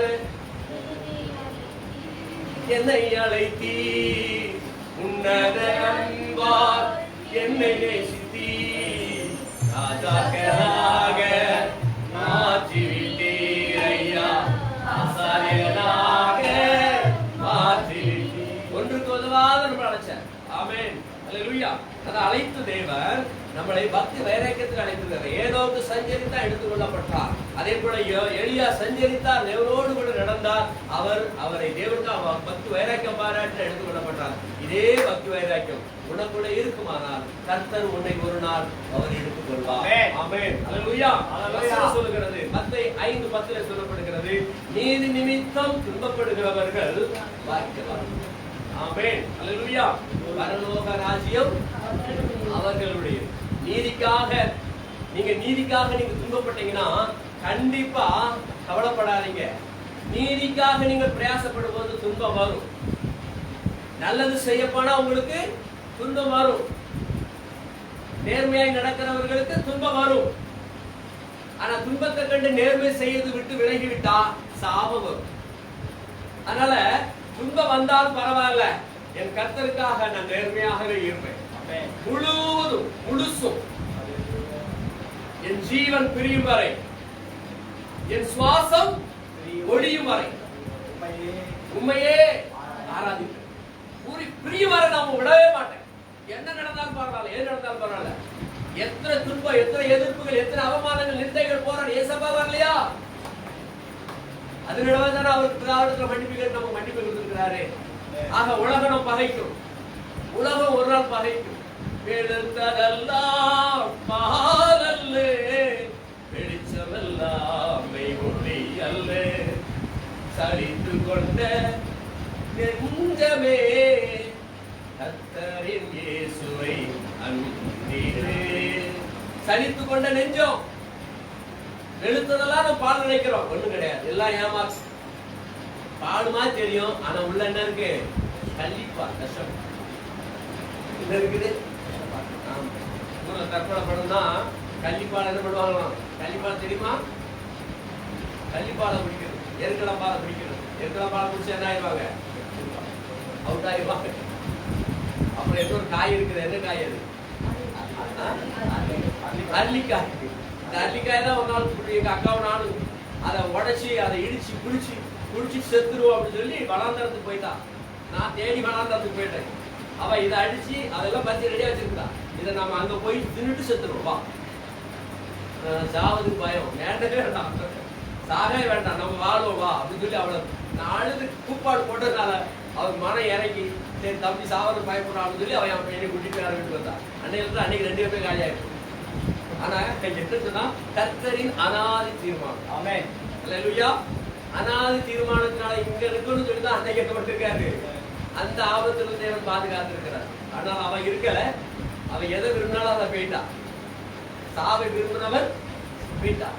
சொன்னா அந்த நேரத்துல சாகணும், நான் தற்கொலை, நம்ம உலகத்துல போனதை வேண்டே வேண்டாம், எல்லாம் இருக்கிறாங்க, யாருமே நமக்கு ஒண்ணு கிடையாது, ஒரு சொந்த பந்தம் எதுவுமே இல்லை. ஆனா ஒருவர் இருக்கிற, அவர் மட்டும் தேட பார்க்கிறார். அன்னைக்கு இந்த ஏசப்பாவை எங்களுக்கு யாரும் சொல்லியிருந்தாங்க, எங்க அக்காவுக்கு யாரும் சொல்லியிருந்தாங்கன்னு சொன்னா என்னைக்கோ ரசிக்கப்படும். அல்லேலூயா. ரசிக்கப்படா போனது பெரிய நஷ்டம், பெரிய இழப்பு, பெரிய ஏமாற்றம். ஆனா கேரளா பட்டணத்துக்கு போய் அவர் சாந்தின்னு தெரிஞ்சுக்கிட்டான். சாந்தினா என்னது? நிம்மதி அல்லது சமாதானம் அல்லது சந்தோஷம். அவ பேர் என்ன? லிங்கம். லிங்கம் தான் என்ன தெரியுமா? சிவலிங்கம். அந்த சிவபெருமானுக்கு இன்னொரு பேர் தான் என்னது? சிவலிங்கம், லிங்கம். இந்த லிங்கத்து பேர் என்ன சுருட்டு அவனுக்கு அங்க போய் சாதி பேர், இந்த பேர் வேண்டாம் சொல்லி அவங்க கிறிஸ்தவ முறைப்படி சாதி இருக்காங்க. ஞானத்தானே இருக்கிற, ரட்சிக்கப்படல, சரி வேண்டாம் போகட்டும். ஆனா அன்னைக்கு மரணம் நேரிட்டு இருக்கணும். ஆனா மரணம் நேரிடாதபடி தேவன் எங்களை என்ன பண்ணாரு? பாதுகாக்க. அதுதான் தேவனுடைய இரக்கம், பெரியதான ஒரு இரக்கம். அனாதி சிநேகித்தால் நான் உன்னை சிநேகித்தேன், காரின் கேடகத்தினை இழுத்து கொண்டேன் என்று சொல்லுகிறார். என்றைக்கோ ஒரு நாள் தீர்மானம் பண்ணிவிட்டார், என்றைக்கோ ஒரு நாள் தெரிந்துவிட்டார். எனக்கு அன்னைக்கு தெரியல எதற்கு தேவன் எங்க மேல இரக்கமாய் இருந்திருக்கணும், எதற்கு தயவா இருந்திருக்கணும், எதற்காக எங்களுடைய கிருபையா இருந்திருக்கணும். இப்படி ஒரு நாளை காணும்படியாகத்தான் அன்றைக்கு எங்களுக்கு அந்த உபத்திரத்து பாதையில் நடத்தினார். அரளிக்காய் வந்து சாகணும்னு நினைச்சு, சாவு எங்களை கண்டாடி விலகி ஓடிச்சு. கர்த்தர் சொல்றாரு, சாவே அவன் பக்கத்துல நெருங்காத, அவனை எனக்காக நான் எப்படி இருக்கிறேன், தெரிந்தெடுத்திருக்கிறேன். அவன் என்னுடைய ஊழியக்காரன், என்ன ஒரு நாள் ஊழியக்காரன் ஆக போற, அவனை எனக்கு பிரித்து எடுத்திருக்கிறேன். அதனால சாவே ஓடி போன அன்னைக்கு வந்து, அதனால ஓடி போயிடுச்சு. அவன் சேனைகளின் தேவனுக்காக வெகு பக்தி வயராக்கி சொல்லப்படுகிறது. நீதி நிமித்தம் துன்பப்படுகிறவர்கள் பாக்கியவான்கள், பரலோக ராஜ்யம் அவர்களுடையது. இன்றைய சூழ்நிலையில நீங்கள் எல்லாரும் நீதி நிமித்தம் பக்தி வைராக்கிய காண்பித்தால் துன்பப்படுவீர்கள். ஆனாலும் பரலோக ராஜ்யம் யாருடையது? ஆமென்.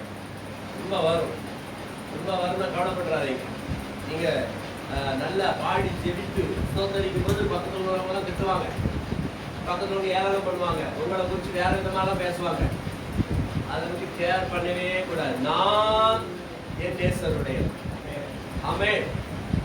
என் நேசர் என்னுடையவன், நான் என் நேசருடையவன். என்னுடையவர். அவர் நம்மிலும் நாம் அவரிலும் நிலைத்திருக்க வேண்டும். அல்லேலூயா. சொல்லப்படுகிறது. எபிரேயர் புத்தகம் 11ஆம் அதிகாரம் 37 to 38 வரை வசனங்களை வாசிக்கலாம். எபிரேயர் புத்தகம் 11 37 to 38 வாசிங்க பாப்போம்.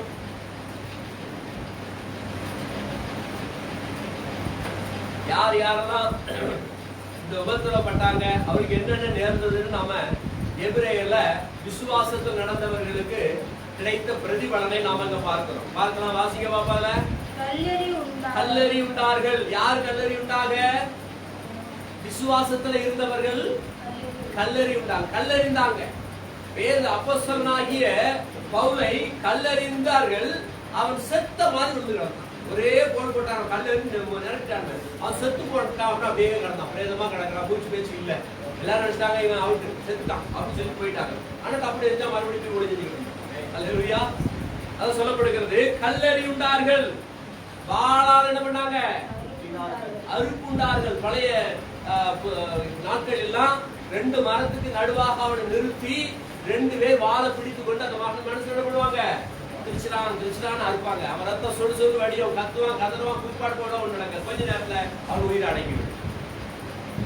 யார் பண்ணாங்கன்னா கிறிஸ்தவ மக்கள் இப்படி பண்ணாங்க. வாளால் அறுப்புண்டார்கள். அப்புறம் பரீட்சிக்கப்பட்டார்கள். சிங்கங்களின் வாய்களுக்கு அவர்களை போடப்பட்டார்கள். சிங்கங்கள் அதாவது பெரிய இப்பொழுது இருக்கிற ஸ்டேடியம் போல அந்நாட்களிலே களிகளம் என்று சொல்லப்படுகிற விளையாட்டு களங்கள் இருக்கும். உயரமாக இருந்து மக்கள் பார்த்துக்கிட்டு இருப்பாங்க. அவர் பாதுகாப்பு இருக்கும். அந்த பாதுகாப்புக்கு உள்ள அந்த கிரவுண்டுக்குள்ள அந்த சிங்கங்கள் அவிழ்த்து விடப்படும். இந்த மனிதனை அந்த சிங்கங்களுக்கு நடுவில் போட்டு விடுவார்கள். யார் என்று சொன்னா இயேசுவுக்காக கிறிஸ்துவுக்காக வைராக்கியமான அந்த ஊழியனை அதிலே போட்டு விடுவார்கள். அந்த மிருகங்கள் அவனை பலவிதமாக கடித்து கொதறி இழுத்து சின்னாபின்னமாகி, ஒரு மான் ஒரு சிங்கம் கையில ஒரு நிமிஷத்துக்குள்ளாக சாப்பிடுச்சு. அப்படியே பிடிச்சு அப்படி இழுக்கும். 4 பக்கம் இழுத்து அப்படி சின்ன விடமாய் ஒரு நிமிஷத்துல ஒரு செகண்ட்ல உயிர் பேரும். அப்படியே இழுத்து பிச்சு சாப்பிடும். கொஞ்ச நேரத்துல அதெல்லாம் காணாது. 30 கிலோ கறி தூங்கும். ஒரு சிங்கம் 30 கிலோ கறி தூங்குமா. ஒரு மானுடைய வெயிட் பார்த்தா 50 கிலோ, பெரிய மான் பார்த்தா 50 கிலோ அல்லது 60 கிலோ. சின்ன மான் கிடைச்சா கொஞ்சம் கம்மியா இருக்கும். அப்போ 4 மிருகத்துக்கு அது கிடைச்சா என்ன? அது ஒரு சின்ன சாண்ட்விச் மாதிரி. எப்படி சாண்ட்விச் நம்ம எல்லாரும் பங்கு போட்டு சாப்பிட்டா எப்படி கிடைக்கும்? சாண்ட்விச்சை வெட்டுனா இப்போ 2 கேட்டு இப்படி ஒரு கிராக்கு இப்படி ஒரு கிராஸ் 2 எக்ஸ்போர்ட் வந்துடலாம். 4 பீஸா வந்துடலாம். நாங்கள் 9 பீஸா வெட்டி கொடுப்போம். 9 பீஸா வெட்டி கொடுப்போம். ஒரு துண்டு விளங்காட்டா வரும் சாண்ட்விச்சில். 9 துண்டு அதுக்கெல்லாம் காணும். மிருகங்களுக்கு அதை காணாது. அதனால அது என்ன பண்ணா, சின்ன மிருகத்தை வேட்டையாடாது. பெரிய எருமையெல்லாம் வேட்டையாடும், அல்லது யானையை வேட்டையாடும், அல்லது யானை குட்டியை வேட்டையாடும். அது கிடைச்சாதான் ஒட்டகம் சிறுங்கி அது கிடைச்சாதான் அதுகளுக்கு திருப்தியா சாப்பிடும். திருப்தியா சாப்பிட்டுனா மறுபடியும் மிருகத்தை தேடாது. அப்படியே மரத்து அடியில நல்லா தூங்கும். 18 மணி நேரம் தூங்கும்.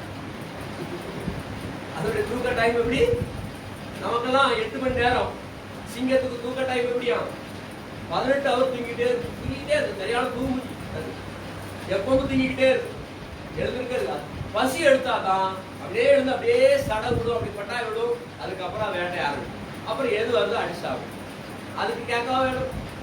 எங்கனாலும் வந்து கிடைச்சிடும். சரியான மாம்ச பேருந்தினிக்கார சிங்கம். அதனால என்ன சொல்லப்படுகிறது சொன்னா, மிருகத்துக்கு இரையாக போடப்பட்டார். பிச்சு எடுத்து கொண்டு நம்ம இப்போ நினைக்கலாம், ஏன் சாத்ராக் மேஷாக் சரி ஏன் தானியேலை காப்பாற்றி போல சிங்கம் நடுவில் போடப்பட்ட தானியேலை காப்பாற்றி போல இவர்களையும் காப்பாற்றி இருக்கலாமே. இந்த சாட்சிகளை எழுதணும். அதனாலதான் நான் சொல்றேன். சாட்சியா என்ன சிஸ்டர் படிக்கிறோம்? கீழே படிக்க வெட்டப்பட்டு மரித்தார்கள். செம்மறியாட்டு தோள்களையும் வெள்ளாட்டு தோள்களையும் போர்த்து கொண்டு திரிந்து குறைவையும் உபத்திரவத்தையும் துன்பத்தையும் அனுபவித்தார்கள். குறைகள் அதாவது வெள்ளாட்டு தோடு செம்மறியாடு தோலை போத்துக்கிட்டு என்ன சொன்னா, வெள்ளாடு போல போகணும்னா வெள்ளாடு எங்க போகணும்? வெள்ளாடு எப்படின்னு சொன்னா அது ஒரு மோசமான ஆடு. வெள்ளாடு சொல்வது திருட்டாடு இங்க இருந்து அங்க பார்க்கும், எட்டி பார்க்கும், அந்த பக்கம் பச்சையா ஒட்டகத்தாவும், அங்க இங்க பார்க்கும், இந்த பக்கம் பச்சையா அங்க தாவும், ஒரு இடத்துல ஒழுங்கா ரெண்டு மேயாது. அப்படி ஒரு வெள்ளாடு. அந்த வெள்ளாடு குணமே இருந்துச்சு. செம்மறியாடு அப்படி கிடையாது. அப்படியே கிளம்ப மேய்ப்பன் எங்க போறானோ அது முன்னாடியே போய்க்கணும். மேய்ப்பன் எங்க போய் நிற்கிறானோ அது சூழ்ந்து மேயும். மேய்ப்பன் மறுபடியும் நானா எடுத்து போய் கீழே ஒரு குசு அடிப்பான், அது முன்னாடி ஆட்டோமேட்டிக்கா போயிடும். இதான் செம்மறியாடு. வெள்ளாடு அப்படி இருக்காது. ஆனா அங்க சொல்லப்படுகிறது, அதாவது பவுல் சொல்லுகிறாரு, யூதனுக்கு யூதனை போலவும் கிரேக்கருக்கு கிரேக்கரை போலவும் நான் என்ன பண்ணுகிறேன், எல்லாருக்கும் எல்லா மானேன்னு சொன்னது போல இவர்கள் எல்லாருக்கும் எல்லாராகவும் தங்களை காண்பிக்கும்படியாக இப்படிப்பட்ட உடைகளை அவர் உடுத்திக் கொண்டார்கள். இப்படிப்பட்ட அந்த ஆக்டிங், அதாவது கிரியைகளை நடப்பித்தார். வெள்ளாட்டை போலவும் செம்மறியாடை போலவும் தோல் உடைகளை போர்த்துக் கொண்டு அவர் என்ன பண்ணாங்க, கீழே படிக்கிறவங்க குறைவையும் குறைவுனா என்ன, சாப்பாடு கிடையாது, பசி பட்டினி, குறைவு, உபத்திரவம், அப்புறம் துன்பத்தை அனுபவிச்சாங்க. அந்த நாட்கள்ல ஊழியக்காரர்கள் இப்படிதான் அனுபவிச்சாங்க. அந்த நாட்கள்ல அவர் ஸ்டைல பார்க்கணும். மேடையில் இருக்கிற ஒரு ஸ்டைல் பார்த்தா மேல கொண்ட இருக்குது, இந்த சொக்க என்ன இல்ல, சைடுல என்ன இல்ல, முடி இல்ல, ஸ்வைன் ஸ்வைன், மேல மாத்திரம் முடி இருக்குது, அது கோழி கொண்ட மாதிரி அப்படி நீங்க மேல மாத்திரம் நிக்குது, குத்தா நிக்குது, சைடுல நல்லா கரைச்சு விட்டுட்டான். அவன் மேல ஆடுறான், பாட்டு பாடுறான், லீடர், வர்ஷிப் லீடர். இன்னைக்குள்ள நிலைமை எப்படி போயிடுச்சு, ஆட்டம் பாட்டம் கொண்டாட்டம், ஆவிக்குள்ள அனுபவம் எங்கேயோ தொலைஞ்சு போயிடுச்சு. தேவனை ஆராதிக்கிற தன்மை இல்லாம போயிடுச்சு. மாம்சீக ரீதியாக மக்கள் ஆராதிக்க ஆரம்பிச்சிட்டாங்க. அதனால தேவனும் அப்படியே பக்தோட பார்க்கிற என்னப்பா நடக்குங்க. இரண்டாவது, ஒருவரை ஒருவர் குற்றம் சாட்டுகிற நிலைமை, ஒருவரை ஒருவர் தூசிக்கிற நிலைமை, ஒருவரை ஒருவர் அவமானப்படுத்துகிற நிலைமை. கிறிஸ்தவ பிள்ளைகள் ஒவ்வொரு போதகர்களுக்கே அவமானப்படுத்திக்கிற நிலைமை. இப்போ அந்த மாதிரி காலகட்டத்தில் தான் இருக்கிறோம். அந்நாட்களில் இருந்த ஊழியர்கள் அவமானங்களையும் பசினாலையும் பட்டினியாலையும் நிந்தைகளிலும் எவ்வளவோ இடுக்கங்கள் பட்டுத்தான் இந்த சபையை நிறுவினார். அல்லேலூயா, அல்லேலூயா. ஆட்டை போல தோல் பொறுத்து கொண்டு நடந்தாங்க. மிருகங்களுக்கு இரையாக ஒப்பு கொடுக்கப்பட்டாங்க. வாளால் அறுப்புண்டார்கள், வெட்டப்பட்டார்கள், சொல்லப்படுது கல்லறி உண்டார்கள். இவ்வளவு உபத்திரங்களை பற்றித்தான் ஆதி திருச்சபை வளர்ந்தது. ஆனா இந்நாட்கள் இருக்கிற திருச்சபையோ போட்டு சூட்டும். எவ்வளவோ ஒரு சொல்லப்பட எவ்வளவு ஒரு ஆடம்பரம், லக்ஸரி, எவ்வளவு ஒரு ஆடம்பரத்தில் இருக்கிறோம். அன்னைக்கு அவங்க அடித்தளம் போட்டாங்க. அந்த அடித்தளத்து மேல இருக்கிற நாம எப்படிப்பட்டவர்களா இருக்கணும் நினைச்சு பார்க்காண்டாமா, அவர் நினைத்து பார்க்காண்டாமா. இன்னைக்கு நம்முடைய பக்தி வைராக்கியம் எதுல இருக்கிறது நினைச்சு பார்க்க வேண்டும். கீழே சொல்லுங்க, படிங்க. 30 படிச்சீங்களா? உலகம் அவர்களுக்கு பாத்திரமா இருக்கவில்லை, அவர்கள் வனாந்தரத்திலேயும். உலகம் அவர்களுக்கு எப்படி இல்லையா, பாத்திரம். அப்படின்னா உலகம் அவர்களை அக்செப்ட் பண்ணல, ஏற்றுக்கொள்ளவில்லை. உலகம் அவர்களுக்கு பாத்திரமா இருக்கிற உலகம் வெறுத்துச்சு, உலகம் அவங்களை இன்சல்ட் பண்ணிச்சு. இப்ப அப்படிப்பட்ட உலகத்தை நாம இருக்கிறோம். அதான் கிறிஸ்துக்காக இயேசுக்காக ஏதாவது ஒன்றை செய்ய மனம் பிடிக்கிறது அப்படின்னு பாடி கம்பீரிக்கிறோம். சாத்தானுக்கு சவால் விடும் சந்ததி நாங்க, சேனைகளின் வீரர்கள் நாங்க. சவாலே சமாளி, சாத்தானே நீ ஏமாளி. ஆமென். நம்ம சவால் விடுகிற பிள்ளைகளா மாறணும். அப்ப இயேசுக்காக படிங்க, கீழே படிங்க. வனாந்தரங்களிலேயும் மேல படிங்க, ஃபர்ஸ்ட்ல இருந்து.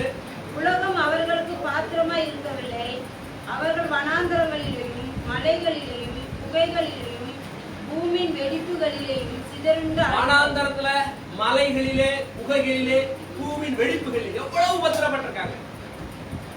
யார் இவர்கள்? கிறிஸ்துவாக வைராக்கியம் உள்ளவர்கள். அல்லேலூயா, அல்லேலூயா. அந்த வைராக்கியம் உள்ள பிள்ளைகள் தான் இயேசுக்காக அவ்வளவு பண்ணாங்க. ஆனா கர்த்தர் தம்முடைய சமூகத்தில் அவர்களுக்கு வெகு வைராக்கியம், வெகு அதாவது வெகுமானங்களை வைத்திருக்கிறார். அப்படி சமூகத்தில் மேன்மை பாராட்டுவார். என்ன மேன்மை பாராட்டுவார்னா, கிறிஸ்துவாக இந்த உலகத்தில் வைராக்கியம் பாராட்டினவர்களுக்காக அவர் பரலோகத்தில் தூதர்கள் கொண்டதாக மேன்மை பாராட்டும் பொழுது ஒரு கருணை இருக்கிறதே, அது ஒரு பயங்கர உன்னதமான ஒரு கருணை. பைபிள் காலேஜ் முடிச்சேன். ஆர்டினேஷன் கொடுக்குற டைம் வந்துச்சு. எங்களுக்கு போட்டுட்டாங்க. பெரிய அங்கி கருப்பு அங்கி போட்டுட்டாங்க. நாங்கள் எங்கள் இதில் ஆர்டினேஷன் போது எங்கள் தரத்து 4 பேர் போயிருந்தோம். கூட்டம் பயங்கரமாக இருக்குது. முன்னாடி பெரிய ஸ்டேஜ், பெரிய கூட்டம். முன்னாடி பாஸ்டர்ஸ் மாதிரிலாம் உட்கார்ந்துருக்குறாங்க. எங்களை 4 பேர் நடுவில் பேர் சொல்லி அழைச்சாச்சு. 4 பேரில் பேர் சொல்லி அழைச்சாச்சு. என் பேர் ஸ்கில் வந்துச்சு, ஜான்சன் சிலையா Murugan, holy mountain of the lord வந்துச்சு. போட்ட உடனே அப்படியே ஆனந்தமே பரமானந்தமே பாடி பாடி பயங்கர சந்தோஷம் வந்துச்சு. மேலே போன உடனே அதனால கண்களில் என்ன வந்துச்சு, கண்ணீர் வர ஆரம்பிச்சு. அந்த இடத்துல போயிருந்தோடனே அவ்வளவு ஒரு சந்தோஷம். ஏன் சொன்னா இவ்வளவு சிலாக்கியத்தை என் தேவனாலே பெற்றிருக்கிறேன். ஆமென். அல்லேலூயா. யார் வச்சு வந்துச்சு? யாரை வச்சு வந்துச்சு? கர்த்தராகிய இயேசுவினால. அல்லேலூயா. அதே போலதான் இந்த இதெல்லாம் ஒரு சின்ன இதுதான், கொஞ்சம் பேர் தான். ஆனா பரலோகத்துல கோடா கோடி தூதர்கள், கோடா கோடி பரிசுத்தவான்கள். தாவீதை பார்ப்பேன். யாருக்கெல்லாம் தாவீதை பார்க்கணும்? எல்லாத்துக்கும் தாவீது எப்படியா சங்கீதம் எழுந்தீரு? அந்த புல்லுள்ள இடங்களில் வைத்து அமர்ந்த தண்ணீர்கள் நடத்தி அப்படிலாம் சொல்லிடுறேன். சத்துருக்களுக்காக என் தலையை என்னையால் அபிஷேகம் பண்ண பாத்திரம் இறங்கி வேற வலிக்குன்னு சொன்னீங்க. எப்படியாச்சு? அப்ப நம்ம கதை கேட்கலாம். தாவீது பெற்றவன்லாம் கதை கேட்கலாம். சொல்லுங்க சார் அப்படின்னு சொல்லலாம். இப்ப சொல்லுங்க தாவீது சார், எப்படி அதை நடத்துனீங்க அப்படின்னு அவர்கிட்ட கதை கேட்கலாம். நம்ம டிஜே செய்யாமல் இருப்பார். அவன் அவர்கிட்ட போய் எப்படி ஐயா பாட்டு பாடுனீங்க? அந்த அன்பான பாட்டு பாடுவாரு.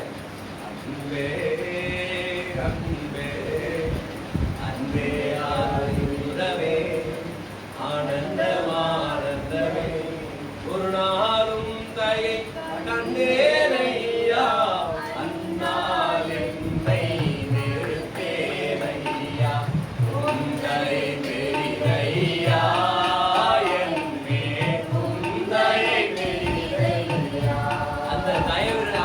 பார்க்கும்போது நமக்கு பெரிய சந்தோஷம் தான். ஆமென். அல்லேலூயா. அப்ப அவங்களை பார்க்க நம்ம அடையாளம் காண முடியும். அவங்களை கண்ட உடனே நம்ம இருதயம் என்ன இருக்காது, சும்மா இருக்காது. ஓடி ஓடி ஒவ்வொருத்தரா போய் சந்தோஷமா கட்டி தழுவச்சிருக்கோம். அந்த பாக்கியம் நம்ம வேணும்ல, வேணும் தானே? அதான் நம்ம பார்த்துருக்கிறோம். ஆனா அவங்க நமக்கு சொந்தம் கிடையாது. மாம்சரீகமா மாமனோ மச்சானோ அப்பாவோ சித்தப்பாவோ பெரியப்பா கிடையாது. அவங்கெல்லாம் தேவனுடைய பிள்ளைகள். நானும் அந்த பிள்ளைகள்ல ஒருத்தன் என்கிற போகையில நாம போய் என்ன பண்ண போறோம்? ஏசப்பாவின் பிள்ளைகளோடு கூட சேரப்போம். ஆமென். அல்லேலூயா. அந்த ஏசப்பாவின் பிள்ளைகளோடு நாமளும் சேரும்போது நம்ம எல்லாரும் சகோதரர்களாய் மாறிவிடும். அப்பொழுது ஆபிரகாமை பார்க்கலாம், ஈசாக்கை பார்க்கலாம், யாக்கோவை பார்க்கலாம், முற்பிதாக்களை பார்த்து நம்ம சந்தோஷிக்கலாம். யோசுவாவை பார்க்கலாம். யோசுவாவை கேட்கணும், சூரியன் சந்தம் நிறுத்தினீங்க எப்படி? யுத்தம் பண்ணிடுறாரு எப்படி? காலையை பார்த்து கேட்கணும், எப்படியா நீங்க அந்த எப்ரூ பட்டணத்தை, அதாவது இன்னைக்கு இருக்கிற எருசலேம், அன்னைக்கு இருக்கிற எபூசியர் பட்டணம் அவங்களுக்கு பிடிச்சாங்க. அவங்க தான் முதல்ல அதை படிச்சாங்க. அதுக்கு முன்னாடி பேர் வந்து எபூசியர் வாழ்ந்த இடம். அந்த இடத்த அவர் பிடிச்சாரு, கோட்டை பிடிச்சாரு. தாவீது பிடிச்சா கோட்டையை. ஆனா அன்னைக்கு அதுக்கு முன்னாடியே அந்த எருசலேமுடைய இடம் காலேபு பங்கிட்டு கொடுக்கப்பட்டுச்சு. அவன் ஒரு யுத்த புருஷன், யுத்தமா செய்த அவன்லாம் நம்ம போய் பேசலாம். எத்தனை தாடியெல்லாம் பார்க்கலாம் இல்லையா? அவன் தாடியில கேட்கலாம், சிங்கங்கள்கிட்ட போடப்பட்டீங்க, வெரி குட். இங்க புளிய போட்டீங்க, ஓகே. ஆனா சிங்கங்கள் அவிழ்த்துப்பட்ட ஒரு மனநிலை எப்படி இருந்துச்சு? சிங்கத்தை அவுத்த விட்டோன்னு தாவீதுடைய தானியேலுடைய மனநிலை எப்படி இருந்துச்சு அவர்கிட்ட கேட்டா அவரே நம்மளை பார்த்து அப்படியே புன்னகையா சிரிப்பார். அப்படிதானே? என்னப்பா கேள்வி கேட்கிற? சிங்கம் வரதான் தெரிஞ்சு என் மனசுல கொஞ்சம் என்ன இருந்துச்சு, கொஞ்சம் அப்படியே அசைந்தான் வந்துச்சு. ஆனாலும் நான் என் தேவன் மேல நம்பிக்கை வச்சிருந்தேன். அவர் சுற்றிட்டே அவர் என்ன சொல்லி கொடுத்துருப்பாரு? அந்நிய பாசையிலே தூக்கி கொடுக்கலாம், அந்நிய பாசையிலே தூக்கி கொடுத்துருக்கலாம். அவர் எவ்வளவு கூட சுதிக்கிறாரோ அவ்வளவுக்குள்ள தேவதூதன் இறங்கினா சிங்கங்கள் வாயில என்ன பண்ணிட்டான்? நாக்க உள்ள வச்சு கட்டிட்டான். நாக்கவே வாயை திறக்க முடியாம அப்படியே அது வந்துச்சு. அப்படியே வந்து அவனோட கூட ஃப்ரெண்ட்ஷிப் பண்ணிச்சு. ஃப்ரெண்ட்ஷிப்னா அது என்ன, கம்பெனி கொடுத்துச்சு. அவனுக்கு என்ன பண்ணிருச்சான், கம்பெனி கொடுத்துருச்சு. அவன் ஒருத்தனா இருக்கிறான், நீ ஒருத்தனா தான் இருக்கிற, நாங்களும் வரோம் சொல்லி அதுவும் வந்து உட்கார்ந்து கம்பெனி கொடுத்துச்சு. அப்ப தானியலுக்கு என்ன வந்திருக்கும், அப்பாடா நான் ஒருத்தனா இருந்தேன், பேசுறதுக்கு ஆளு இருந்தேன், இந்த சிங்கங்களும் வந்துருச்சு. சரி சிங்கம் தான் இருந்துச்சு, அது கூட என்ன பேச முடியும். ஆனா அவன் மகிமைப்பட்டு கொண்டிருந்தான், மகிழ்ச்சியோடு இருந்தான். சொன்னா சிங்கங்களின் வாய்களை கட்டி கொண்ட தேவனை அந்த இடத்துல குறித்து துதிச்சுக்கிட்டு இருந்தோம். சிங்கங்களும் வாய் என்ன பண்ணிட்டு இருக்கோம், எப்படி தாவீது பாடும்போது ஆடலாம் தாவீதாய் ஆன்னு பார்த்துக்கிட்டு இருந்தோம், பார்த்துக்கிட்டு இருந்திருக்கோம். தானியலையும் பார்த்துக்கிட்டு இருந்தோம். தானியல் என்னமோ படிக்கிறாரு, என்ன படிக்கிறாரு, என்னமோ துதிச்சுக்கிட்டே இருக்கிறாரு, என்ன அதிசயமாய் பார்த்துக்கிட்டு. அல்லேலூயா. இந்த சிலாக்கியத்தை நாம பெற போறோம். அதனால நாம கர்த்தருக்காக வைராக்கியம் பாராட்ட வேண்டும். வைராக்கியம் பாராட்டினா இஸ்ரவேல் மக்கள் காப்பாற்றப்பட்டாங்க. அதே போல எலியா வைராக்கியம் பாராட்டினார். இஸ்ரவேல் மக்களை மறுபடி திரும்பி பார்த்தார். மறுபடி தேசத்துக்கு மழையை கொடுத்தார், சேமத்தை கொடுத்தார், தீர்க்கதரிசியை ஏற்படுத்தினார், 2 ராஜாக்கள் ஏற்படுத்தினார். பின்னாடி நாம பார்க்கிறோம் பரிசுத்தவான்கள் கர்த்தருக்காக எவ்வளவு வைராக்கமா இருந்தாங்க. நீதி நிமித்தம் நமக்கு பசி இருக்குதா, நீதி நடக்க நாம் விருப்பப்படுறோமா, அப்படி நடந்தா கர்த்தர் நம்மளை பரலோக ராஜ்யத்தை நமக்கு தருவார், நாம் பாக்கியவான்களாய் காணப்படுவோம். ஆமென் சொல்லலாமா? அல்லேலூயா. எல்லாரும் எழுந்திருப்போம், கர்த்தர் நன்றி சொல்வோம். கர்த்தர் தாமே உங்களை ஆசீர்வதித்து உங்களை காப்பாராக. தேவன் நம்முடைய திருமுகத்தை உங்கள் பிரகாசிக்கப்பட்டு உங்களுக்கு சமாதானம் கட்டளையிடுவாராக. ஆமென். கர்த்தர் நல்லவர். அல்லேலூயா, அல்லேலூயா. கர்த்தர் நல்லவர். இயேசு நல்லவர், இயேசு வல்லவர், என்றென்று மாறாதவர், அவர் என்றென்று மாறாதவர். சொல்லுவே, இயேசு நல்லவர், இயேசு வல்லவர், என்றென்று மாறாதவர், அவர் என்றென்று மாறாதவர்.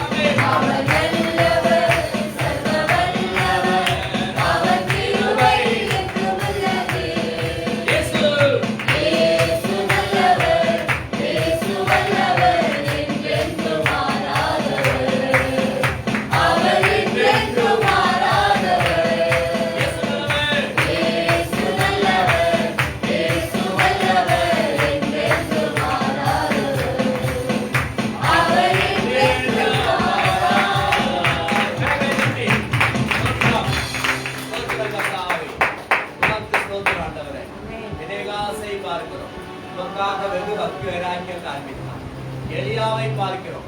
சேனைகள் தேவனுக்காக வெகு பக்தி வைராக்கியமாய் இருந்தேன். உம்முடைய ஜனங்கள் உம்முடைய நியாய பிரமாணத்தை புறக்கணித்தார்கள். உம்முடைய மக்கள் போய்விட்டு பின்வாங்கி போய்விட்டார்கள். தீர்க்கதரிசிகளை கொலை செய்யப்பட்டு விட்டார்கள். நான் ஒருவர் மாத்திரம் இருந்திருக்கிறேன், என்னையும் கொலை செய்ய தேடுகிறார்கள் என்று அவன் சொன்னான். ஓ, அவருடைய பயத்துக்கு காரணம் அவன் தேவனிடத்தில் பதில் வரவில்லை என்று சொல்லி கர்த்தரா எலியாவுக்கு இறங்கினது போல ராஜா ஆண்டவரே, இந்த நாட்களிலே எலியா எப்படி பக்தி வைராக்கியம் காண்பித்தாரோ அதே போல எங்களுடைய ஆவிக்குரிய வாழ்க்கையில எங்கள் தேவன் வருவார். தேவ தம்மோடு தூதர்களோடு கூட வருவார். நமக்காக காத்து கொண்டு உங்களை அழைத்து செல்வார். நானும் அவரோடு கூட போவேன். அவர் ரகசிய வருவதை வரும்போது நான் அவரோடு கூட போவேன் என்கிற அந்த விசுவாச வைராக்கியம் எங்களுக்குள்ள காணப்படுவதாக.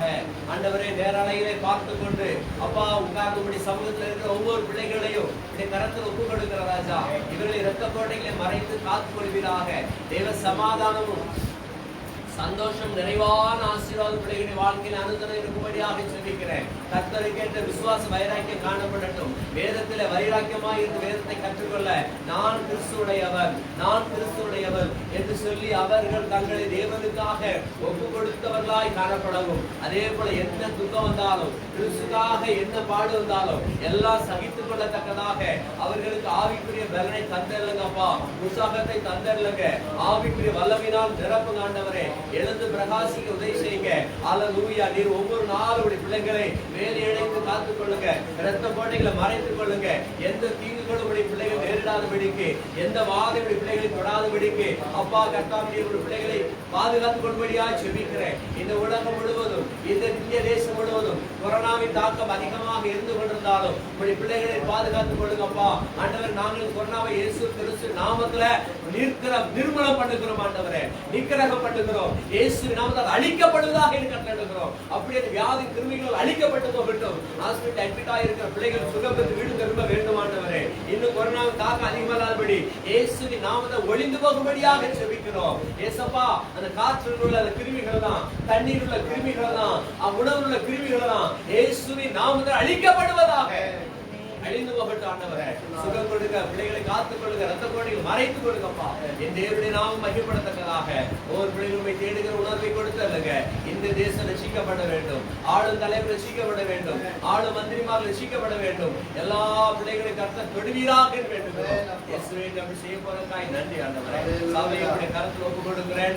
ஆண்டவரே, சபையை நீர் பொறுப்பெடுத்துக் கொள்வீராக. வருகிற கூடி வருகிற யாவரும் வேணும். ஆண்டவரே, நாட்களில் ஆராதனை நடத்துகிற பிள்ளைகளுக்கு பிரசவம் இருக்கட்டும். கூடி வந்து செபிக்க ஆராதிக்க பிள்ளைகளுக்கு பலன் தந்தருங்கப்பா. இந்த கருத்தை ஒப்பு கொடுக்கிறேன், தாழ்த்துக்கிறேன், அர்ப்பணிக்கிறேன். இயேசு கிறிஸ்துவின் நாமத்தில் வேண்டி ஜெபிக்கிற ஜெபங்கள் நல்ல பிதாவே, ஆமென். நம்முடைய கர்த்தராகிய இயேசு கிறிஸ்துவின் கிருபையும் பிதாவின் அன்பும் பரிசுத்த ஆவியாருடைய அந்யோன்ய ஐக்கியம் இப்பொழுது எப்பொழுதும் சதா காலங்களிலும் நம் அனைவரோடு கூட இருப்பதாக. ஆமென். ஆமென். அல்லேலூயா. அல்லேலூயா.